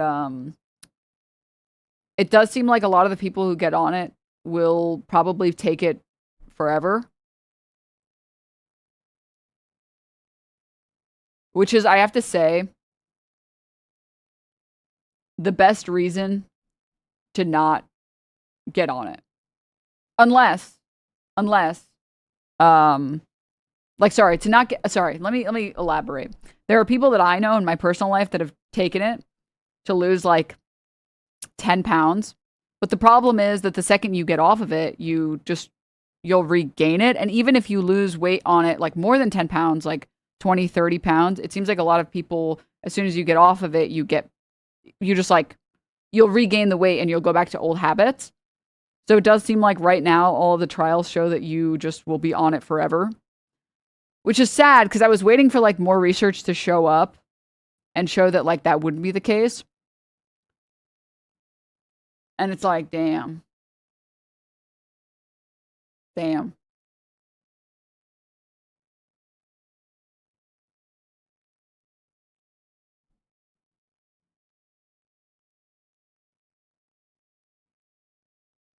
That's true for people who don't use it to lose weight, get motivated, and form healthy habits.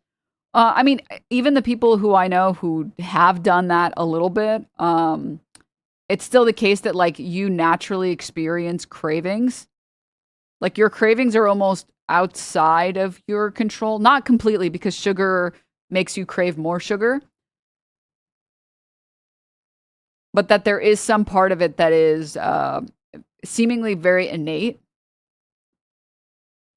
Which sucks. Which is nonsense. I was like, damn, I want to get on this fad diet. And it's like, oh, man. Nah. When you suppress them chemically, you don't learn how to handle them. Yeah.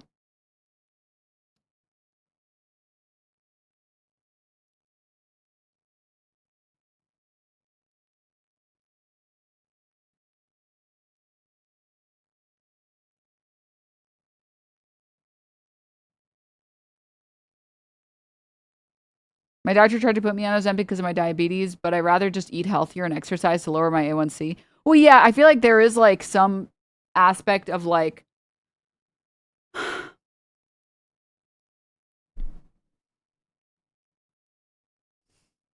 I don't like the idea. Okay, maybe this is just me personally, right? And let me be clear. For any chronic conditions and for instances where, like, I think for people who are morbidly obese, there's really no reason to not take Ozempic forever. Because it's just benefit. Even if you have to take it forever, it's benefiting you, right? Because a lot of chronic conditions that you otherwise would have would go away. I'm talking about people who take it, like, people who don't really need to take it, who are taking it. And by don't really need to, it's like you're in a healthy BMI. But I have to say, as tempting as it is, the idea is, it's like, it doesn't feel worth it if you know you might have to take it forever. Right? It feels like body recomping the hard way is more worthwhile.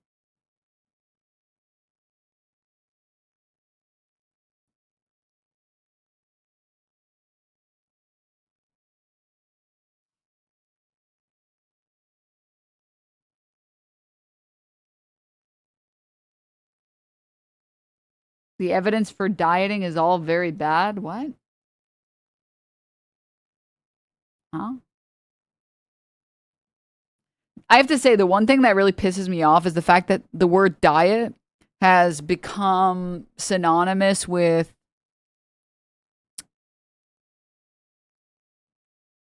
eating no calories instead of, like, you know, dietary, not restrictions, but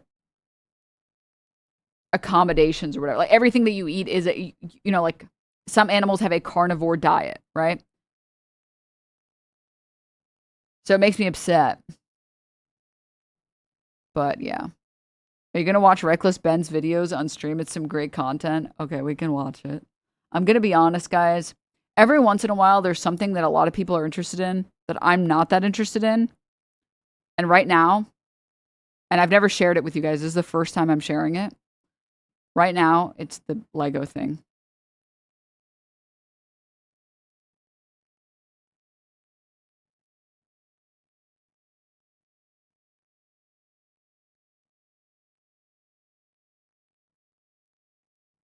Which I feel bad about. Huh? I don't understand resistance to GLP-1. Some people have such a moralized understanding of weight. Very blackpilling. What? I'm very pro, like, doing whatever the fuck you want with your life. What are you talking about, man? Maybe you're just talking about other people that are not in the room with us for some reason. Hasan said the same thing and then he was hooked. It was a sleeper hit. I feel we spent like an hour watching it last time and I didn't get hooked.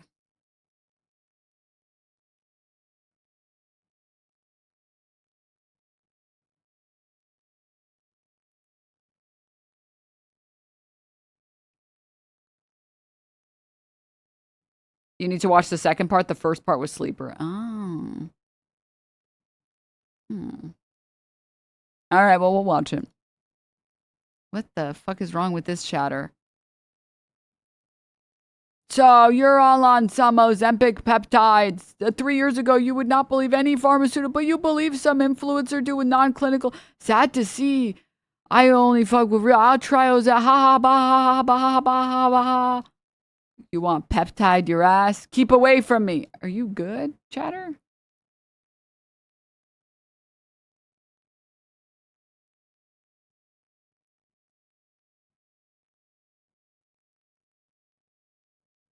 Are you good?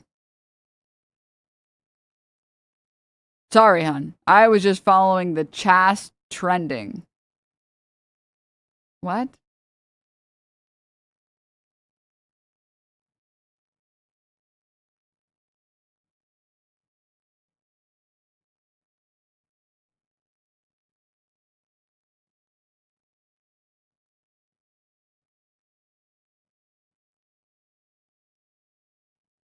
What?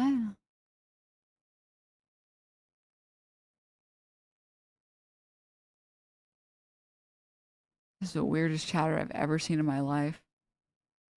Good luck, man. Good luck. Good luck. All right. Enough of this.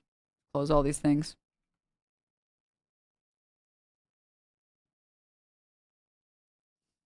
Dude, realest shit I've ever seen. Been on a diet for 3 months now. Basically just live with being hungry all the time. It sucks. I will say, all right, there's a take that I want to share with you guys that I've been trying to like share with you guys for the past 5 minutes, but I don't know how to say it without saying something offensive. Not like hate speech, but like saying words that are offensive to people. Saying a sentiment that I have that is offensive.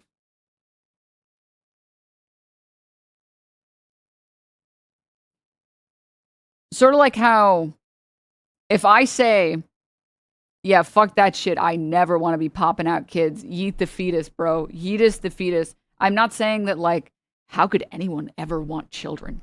Like, no, if you want to do that, man, good luck. I wish you the best of luck. I'm happy for you. I hope you have a great pregnancy. I hope everything goes really well. I hope it brings you joy. I hope your kid is healthy and happy, and I hope your life is good. Like, I wish nothing but the best for you. I just don't want that shit, man. I'm good. I'm good on that. But also, I don't think anyone else should have this opinion or needs to have that opinion, and I respect other people's decisions to have different opinions.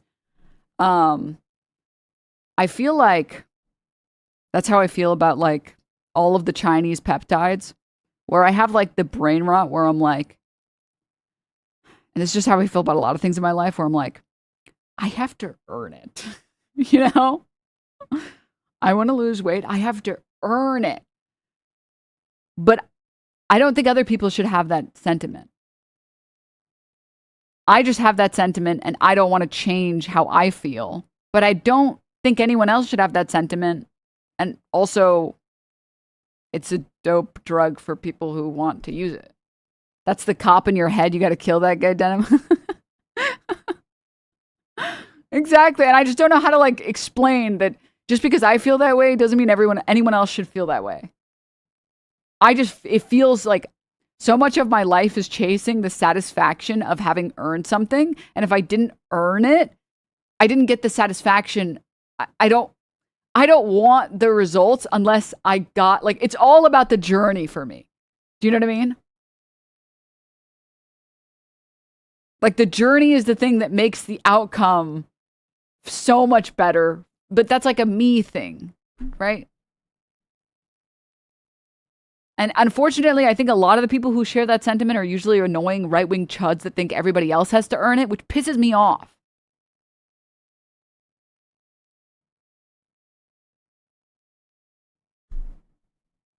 It's the immigrant in you. I got the same shit. Yeah. I will say, though, if you are on a diet or you are cutting, I highly recommend soup. Soup is dope. I'm gonna be honest with you guys. I don't go hungry. I don't sleep hungry. I will never go to sleep hungry. That shit is so depressing. I can't do that shit. So you don't want to live in a house unless you build it. Well, that's silly. I would want to earn that as well, right? You just don't. That would be like saying, oh, so you don't want to have clothes unless you sewed them yourself. No, you earn the ability to have that good because somebody else is better at it.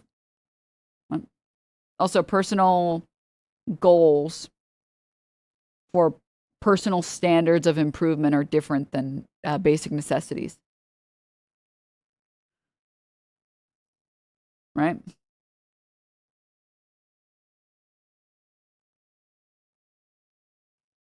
That's why you have one shirt. Oh, Christ almighty.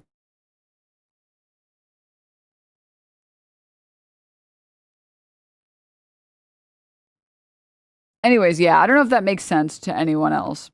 I don't know if anyone else has the, like, this brain rot in your head. Because obviously basic necessities across the board, that should go to everyone. But even things that aren't basic necessities, it's like, if I just like the journey. I like the journey, and the journey is fun. But I also understand that other people don't. It feels like being a cat person and then other people have dogs. It's like, well, I don't think that, like, you shouldn't have dogs. That's what you want to have. I just don't and this is why it confuses me, why people who have this mindset of wanting to earn things also put it on everyone else. It's like, why? That's like your personal preference. It feels like if you're really into brunettes and you're like, why isn't literally everybody else into brunettes? It's like, what? Huh? Not brain rots about personal improvement, doing it is meaningful to you. Thank you. Thank you for... I want to feel like I worked really hard for it, but I also don't think anyone else should have to work hard for it, especially when we have found out so much of the research on GLP is like literally, it doesn't actually impact anything except for your desire to eat more food or to eat food. Which is pretty much in line with everything else that we've learned about cravings and weight. generally speaking, and this is true of people that you might know in your personal life, or you might be that person, the people that I've known that have been really thin, their biggest struggle is getting heavier. I've known people who like their life is literally they eat a couple bites of food and they just can't eat anymore.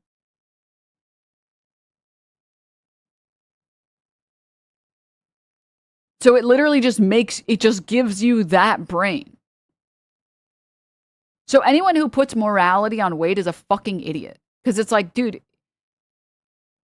you're saying like these people are more virtuous for being thin. But so many thin people I know, they eat like trash, they don't work out, and they've never worked for it.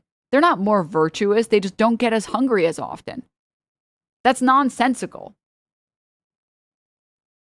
Huh? This is the dumbest thing I've ever heard in my life. Asmongold, exactly.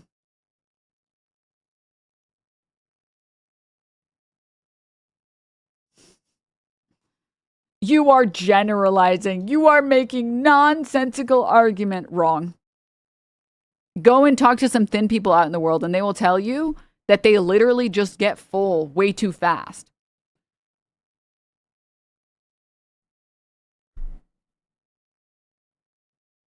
I'm thin. Okay. Used to be thin. Okay. Well, probably when you used to be thin, you just weren't getting as hungry as often. Denims, don't you know gluttony is a sin? No, gluttony is based. There's earning and there's suffering. Like the people who got mad at the student loan forgiveness would make the debt they had not worth it. We should not make others suffer. Yeah, exactly.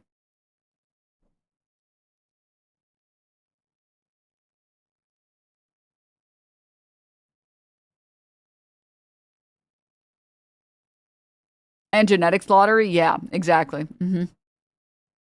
And like for so long, I was so sure. I was like, wow, these people just have like really good like self-restraint. And now talking to people who have tried Ozempic, it's like, oh, it's not self-restraint. You're just like, and it's not metabolism. It's just you don't get hungry.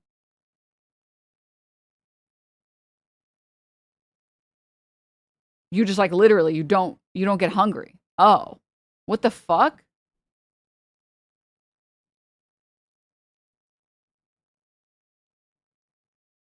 It is also metabolism though. Unless you have thyroid issues, it's like basically never metabolism. There was a really good video this guy did where he was like, I asked a bunch of people how much they eat in a day, and then we figured out actually how much they eat. And metabolism is like, it's usually that you're just doing a lot of things with your body, which is why you're eating so much food. And the people you know who eat a lot of food but don't gain weight, they just do a lot of like stuff, like they play sports or they work a very active job, and so they move their body a lot. The metabolism thing is like a massive oversimplification, and the reality is that's just not the case.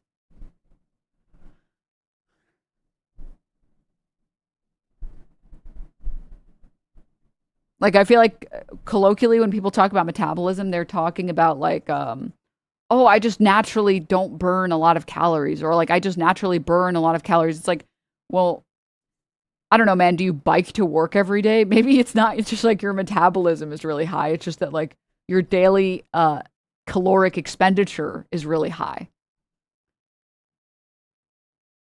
One of the things that catches people out at some point, they stop fidgeting and the weight sneaks on.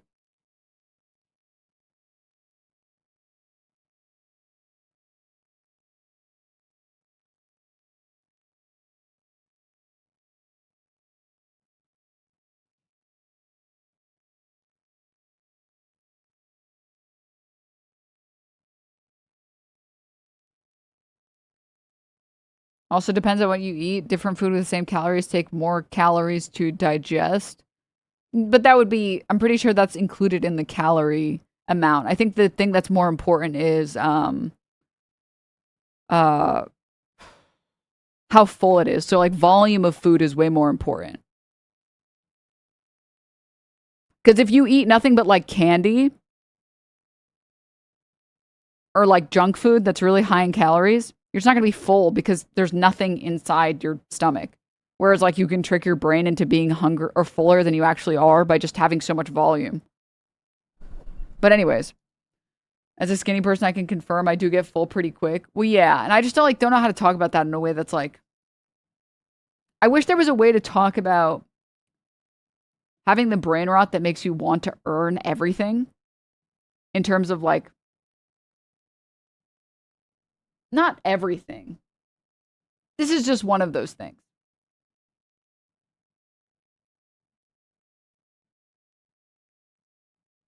But anyways. Huh? You will never win this argument. Everyone always fights so hard on this issue. What? What the hell are you talking about? What am I fighting to win? What?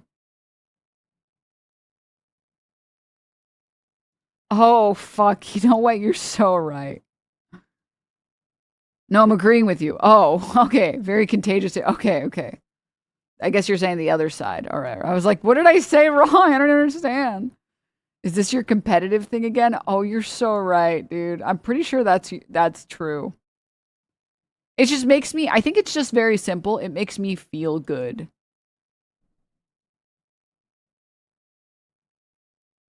Like, you guys understand, I'm a very do whatever you want with your life person. You know, I would never personally split my tongue down the middle. But hey, man, if you want to do that shit, fucking do it. If you ain't competing with someone else, it's yourself. No, no. Competitive gaming is all about competing with yourself. People think you're competing with other people. Wrong. You're competing with yourself. You're competing with the version of yourself that is good and the version of yourself that is bad. And if I was better, I would win. When you get upset in a game or competitively, you should never be mad at the opposition. You should always be mad at yourself for sucking. Other people's decisions are irrelevant to my feeling. Right?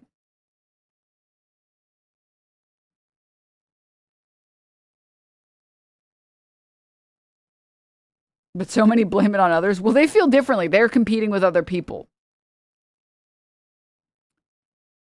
But anyways, yeah, that's. I wanted to just share that with you guys. I hope that was not too far. Hang around a bunch of tatted people and pierced metalheads. I just never felt the need to get them. Well, again, it's like, do whatever the fuck. This is why I don't understand the like transphobes. It's like, even if you have an incorrect opinion about trans people, like you actually deluded yourself into thinking that trans people aren't real. Like, get the fuck over yourself, okay? People let you get that fucking yee-ass haircut. You look like a fucking child dressed you, and you go outside, and you're the most annoying person that's ever existed, and no one stops you from being yourself. Why the fuck do you feel the need to interrupt other people's lives? Just let other people be themselves. What the fuck? I don't understand. It's so bizarre.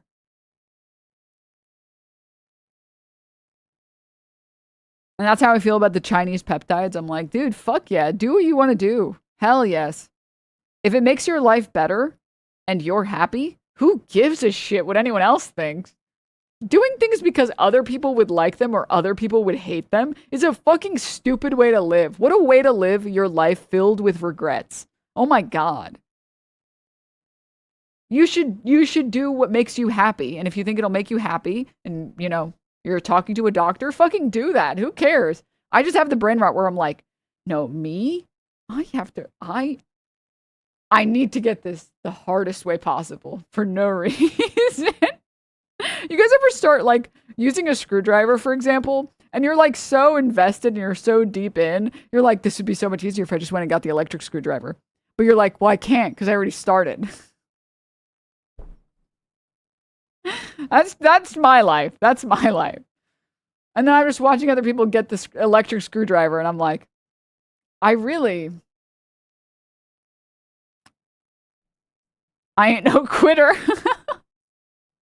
Electric drill, whatever. You're describing my psychosis, yeah. Exactly, that's what I mean. Like, it's just stupid. It's just, yeah. I don't want people, because it makes me mad, because a lot of like right wingers have this stupid opinion that like because they need to suffer, everybody else needs to suffer. That's the dumbest thing I've ever heard in my fucking life. Are we the same person? Yes. Mama ain't raised no bitch. Exactly. But it makes me mad because right wingers love to like do things the hardest way possible for no reason, and I feel empathy for that. But then they want everybody else to live the way that they live. It's like, who died and made you God? What the fuck? Other people don't want to live that way. They shouldn't have to live that way. Who gives a fuck what you do in your life? Fuck you. And then obviously on policy, it's just like nonsensical. But yeah. It feels like you've been calling me out directly for the past 10 minutes. Are you also the same person? Are you also? AP Xin Zhao is awful. Thank you for the suggestion. Copy, paste. Anyways. All right.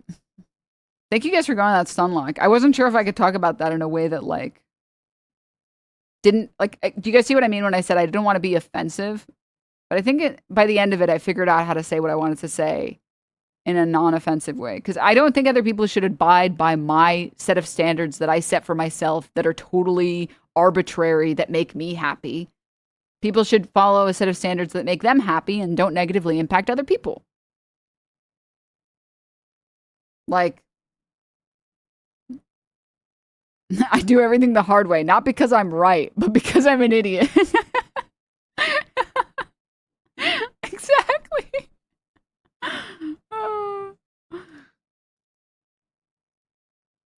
I think everyone should have it easy to live and not have to do more than others to have that privilege. I totally 100% agree. I think you should be able to choose whether you want to put your life on hard mode.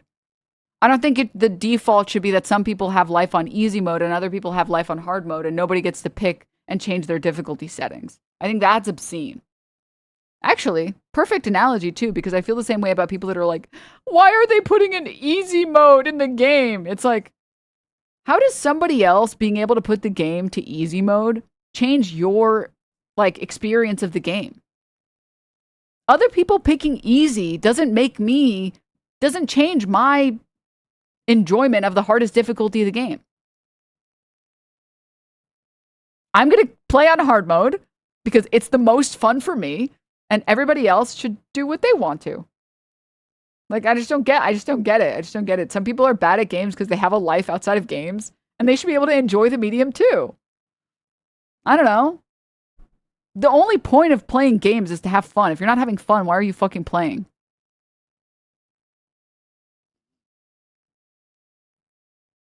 No, I paid for college and so should you. The thing that's obscene to me too is that like right-wingers have this opinion so hardcore that like they believe in policies that are nonsensical. For example, like housing first. Now, personally, I think all of people's basic necessities should be taken care of. It's not even a matter of like personal opinion. It's just like, it's not even a matter of policy. For me, it's a matter of personal opinion that everyone should have housing, food, water, shelter. Well, shelter is housing. Their basic necessities taken care of. We are the richest country in the world. We should be able to afford everyone having those basic things. Internet, electricity, yes. Maybe if we were not the richest country in the world, I would change my mind, but we're the richest country in the world. We should be able to afford giving everyone the basic necessities. I don't want other people to suffer just because. That's fucking stupid. That's insane.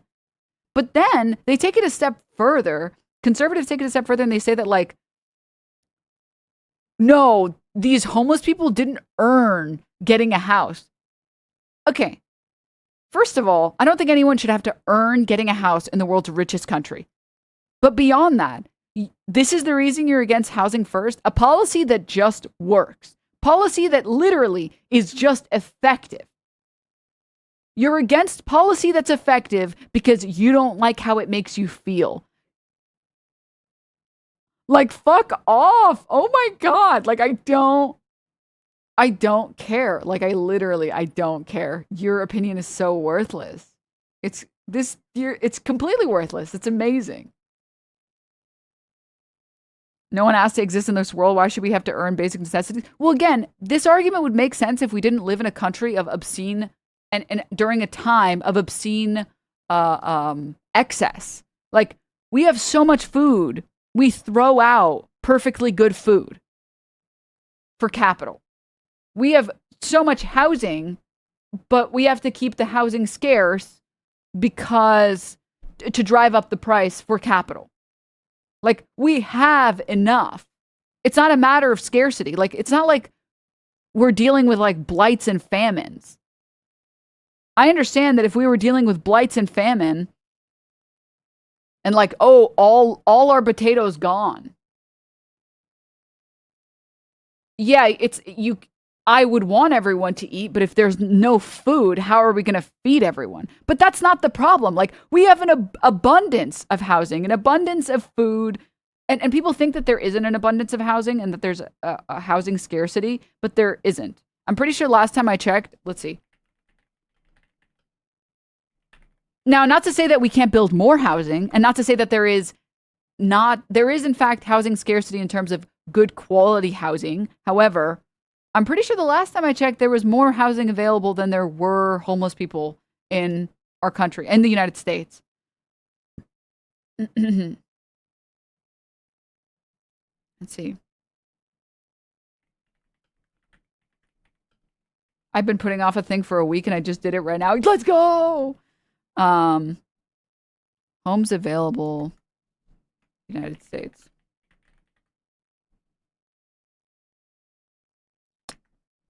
Empty homes, United States.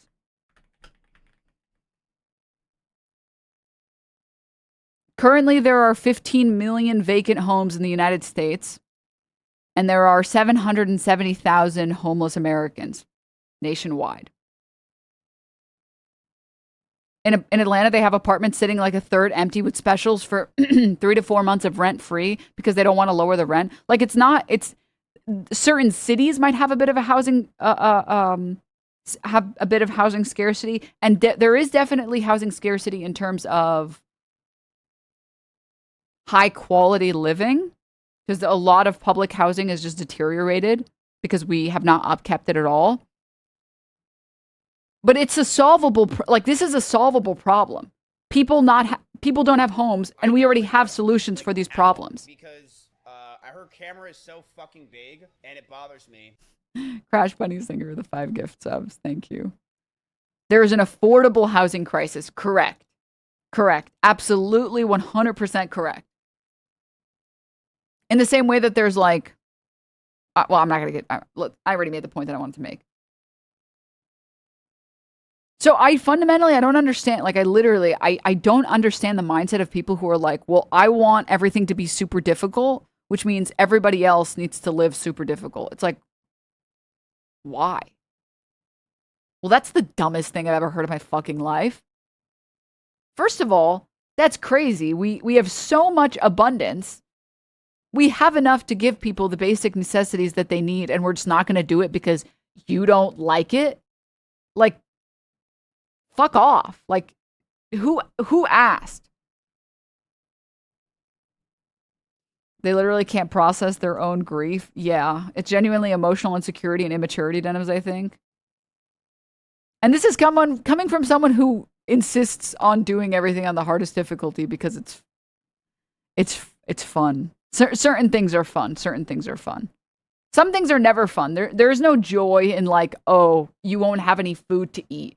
I'm sorry, if you've experienced genuine hunger in your life, there's no joy in that. There is no joy in being hungry and earning like your meal.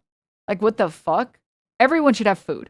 There's no question. It's just so obscene to me that people think that, like, you know what's crazy? I genuinely can't believe people are against like food stamps.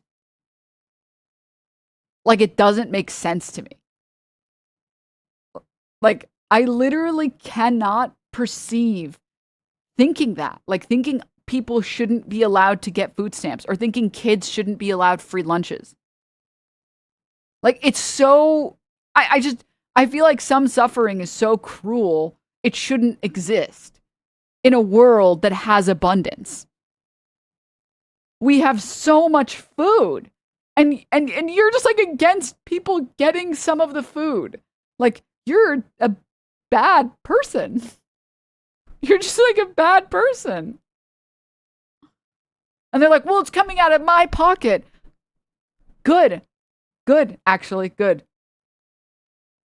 Do you know how happy it makes me to know that my tax dollars, that a couple of pennies or dollars or hundreds of dollars a year or month or whatever, go to feeding people who are hungry? I prefer it over bombs. I prefer it over bombs. It makes me, I would say, I don't know, very unhappy knowing that my money goes to killing children in the Middle East. It makes me happy to know my tax dollars go to feeding children in school. That's a good thing. I'm happy about that.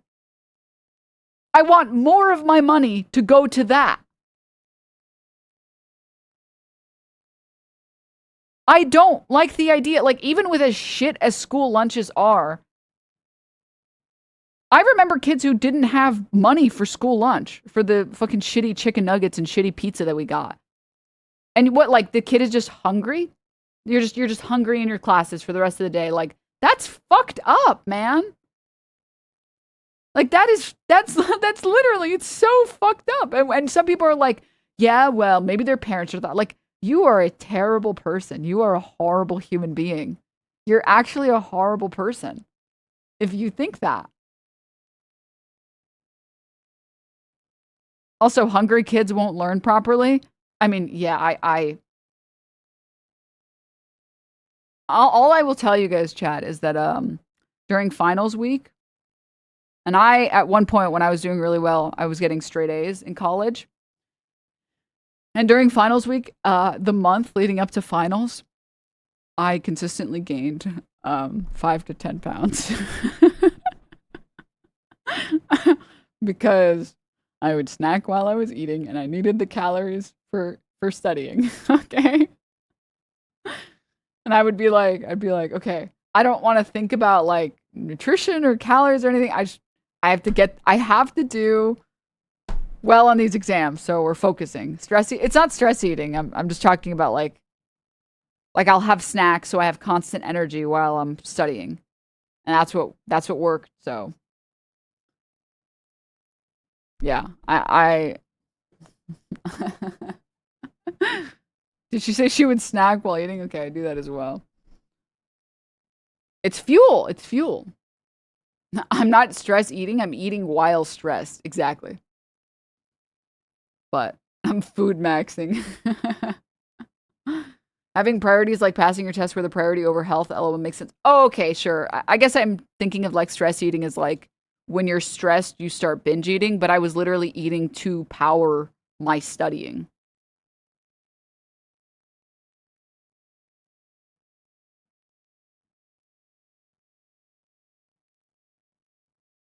But anyways, in grad school, I did research on food insecurity. It has to be one of the most underreported problems of our time. The data is staggering. And again, it's like, maybe if we were a country with like a smaller GDP and we had less resources, I would understand. If we didn't have enough food to feed the Americans and the people that live in this country, I mean, I get it. Like, if there isn't enough to go around, there isn't enough to go around. If we had like constant famine and blight, it's not a matter of policy at that point. It's a matter of we don't have enough. But we have enough. In fact, we have so much. We have so much, we just throw the food out.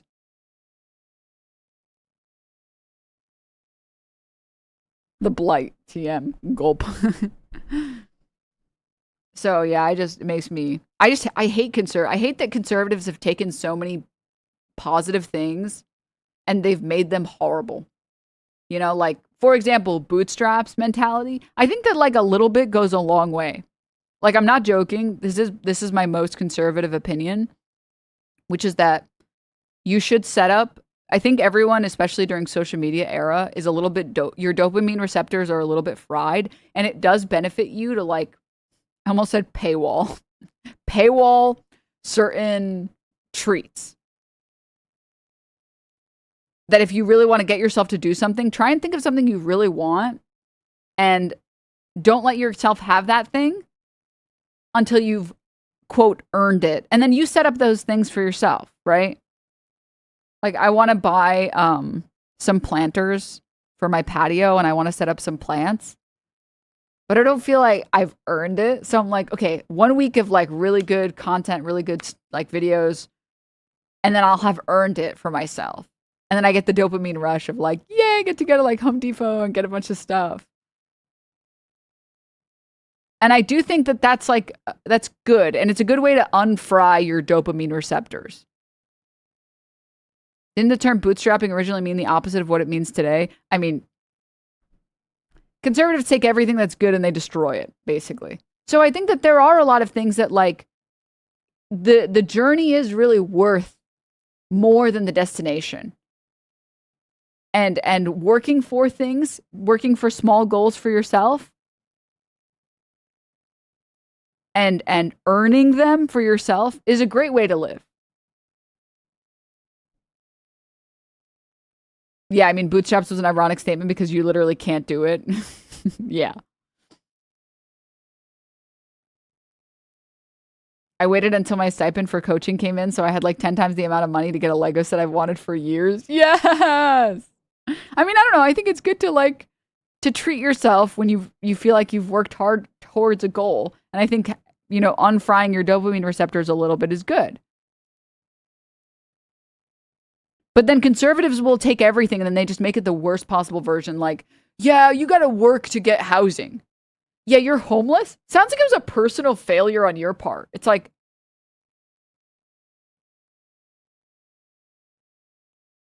you're a sociopath. You're like actually like a sociopath. Oh my God.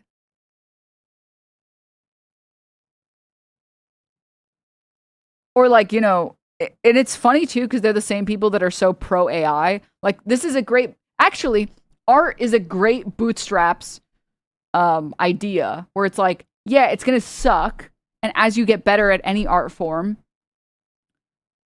whether it's like, if you're an artist, whether like you do photography or painting or music or even writing, anything that is creative, you're going to suck at it at first and you're going to suffer and it's going to suck and it is what it is. But maybe at the, like, you reward yourself if you spend a little bit of time working on it every single day. And at the end of it, the journey was worth it. It was worth all of the difficult stuff to get to where you are now. As a resident unemployed art chatter, you have to be bad to be good. Yeah.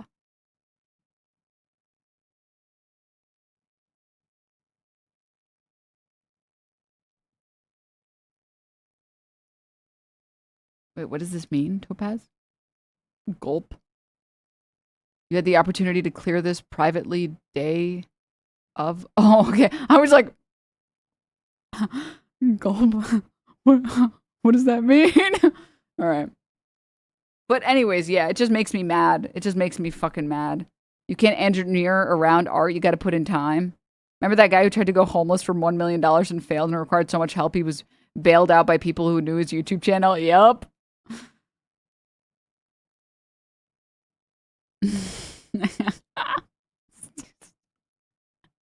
It is doable. One example of a person who pulled himself up by his bootstraps was Jeffrey Epstein. No, wait, I think he used his bed sheets. It's crazy.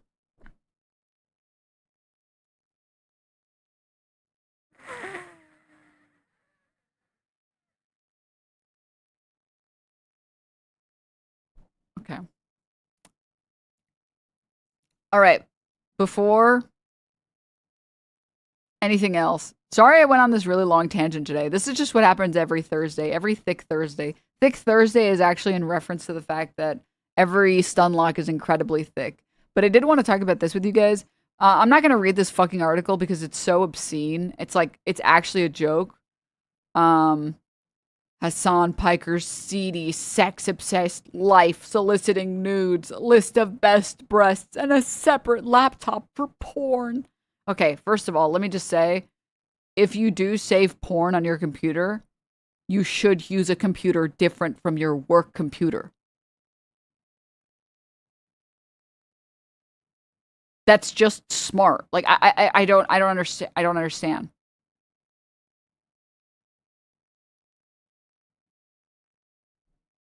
Because it doesn't matter what the porn is. If you pull up porn at work, it's not, it can only bad happen.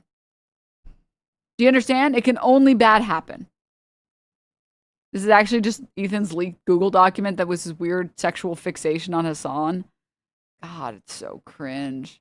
Anyways, the only thing that I actually really wanted to show you guys, also, there was a clip from Mizkif that was actually kind of funny. But what I wanted to show you guys was this. I guess they sent a drone to his house and they took a picture of his house. And now a bunch of people on Twitter are like, wait, this is his house? Why does it look so fucking small? His house is so small and it bothers me. And it fucking bothers me.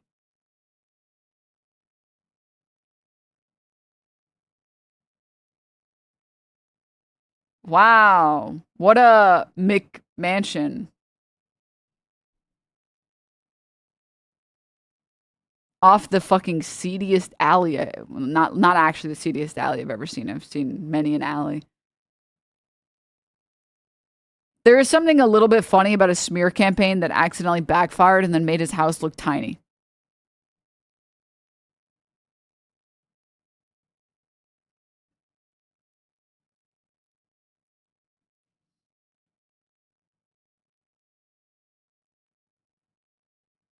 Tiny head, tiny house, he'll never recover. Oh my god.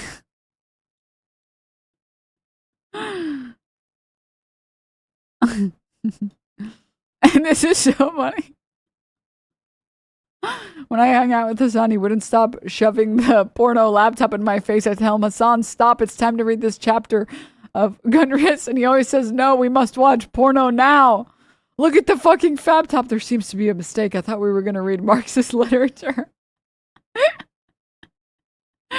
Oh my god. Anyways. Yeah.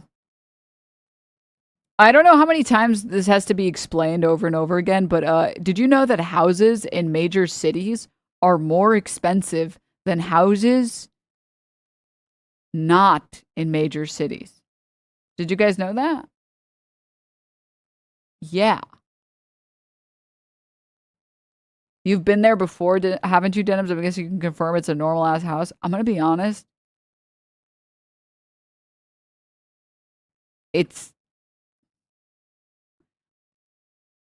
I heard mansion, and I was underwhelmed. I felt very lied to.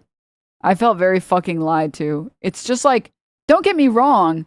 I don't know what normal house would look like. And I think normal house can mean a lot of things. I think you could even say it's above average in terms of houses, in terms of homes. Like it's slightly above normal or average or whatever. It's a nice house. But it's not like... I can't believe anyone called it a mansion. I can't believe it. But there's underground tunnels. Oh, I must have not seen the underground tunnels. Oh, fuck. This is another thing that I think a lot of people don't understand as well. He has a pool. He's got a pool. I know you're joking around, to be clear. But there are people that always talk about, oh, it's a normal house and it has a pool. In hot states, a lot of homes have pools. The question is, how big is your pool? I was actually shocked. This was a little bit of a culture shock for me, going from New York to LA. I was shocked by the number of houses that have pools. Like there's so many houses have pools. Like in a surprising amount. And then I was like, I mean, like literally Breaking Bad, Walter White is not making crazy amounts of money. His house has a pool. In single family homes in like hot states, in like California or Nevada or Arizona, you don't have to have a bougie house for you to have a pool. A lot of places have pool. The thing that's annoying with pools is the fucking upkeep, but yeah.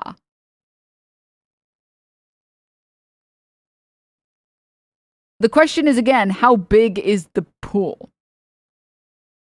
That's the symbol of wealth. When you have a huge pool, it's like, oh, okay. Oh, he's rich. When you have like a not very deep, not very wide pool, it's just kind of like it's more like, I don't know.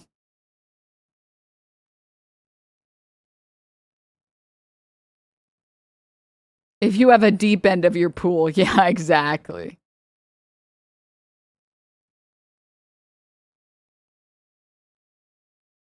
It's also so scary and creepy of them. Is there any recourse? Probably not. If you can't dive in it, it is a pool. Is it a pool? Yeah.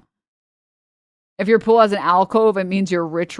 If your pool is an interesting shape, you're rich.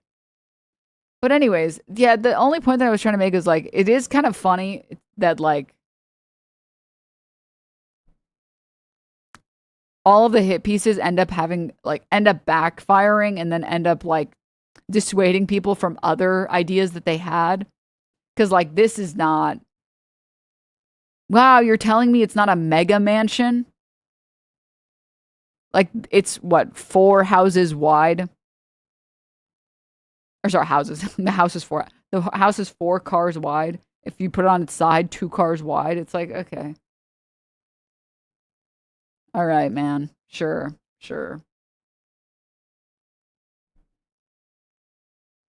4 tiny houses wide.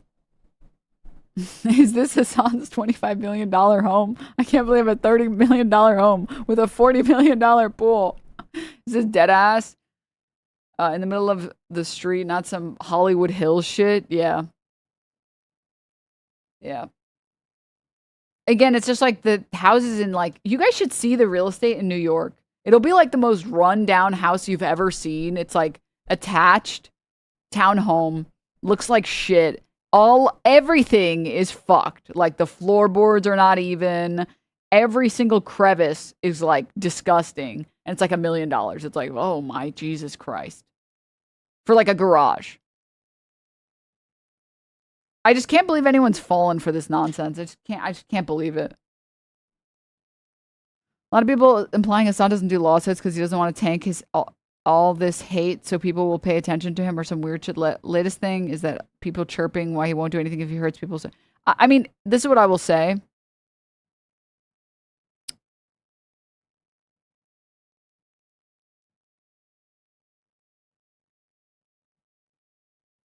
You can't see the massive basement where all the unpaid workers are locked up. That's where the cost went.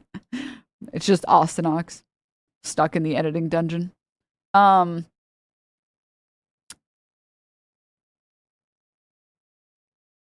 was I saying? Wait, there was something else I was going to say. Oh, I think his perspective is like, guys, lawsuits are like a lot of time and energy. That's the real cost of, obviously besides the monetary cost of lawsuits. Lawsuits are just like a lot of time and energy that could be spent doing other things. If he started getting in lawsuits with everyone, there's a good chance streams would get shorter and collabs would become less frequent. Because a bunch of time goes into like stupid ass fucking calls and like, oh, okay, now I have to pursue this and we have to keep up to date with this. And it's just like, it's most of the time it's just not worth the effort. So yeah. Did you eat Wormy? Make her into a blanket there on the couch? Yes, I finally ate Wormy. I finally did it. I couldn't handle her anymore. And I just said like, I'm going to eat you. And then I ate her. And then I ate her and then she's gone and she's been eaten. All right, guys. I'm going to end the stream for today, but I really do appreciate everyone for tuning in. No! But we will do, you know what, guys? Tomorrow we'll do the Lego stuff. All right. We will do the Lego stuff. We'll do it. I forgot to get to the SYKKUNO thing. Okay, we'll do the SYKKUNO thing tomorrow, and then we'll also do the War Powers thing tomorrow. Sorry, there were so many things that we didn't get to. But thank you all for tuning into the stream. Please have a great rest of your day, everybody. Stay hydrated. Tell your homies you love them, and I will see all of you guys tomorrow, everybody. Bye.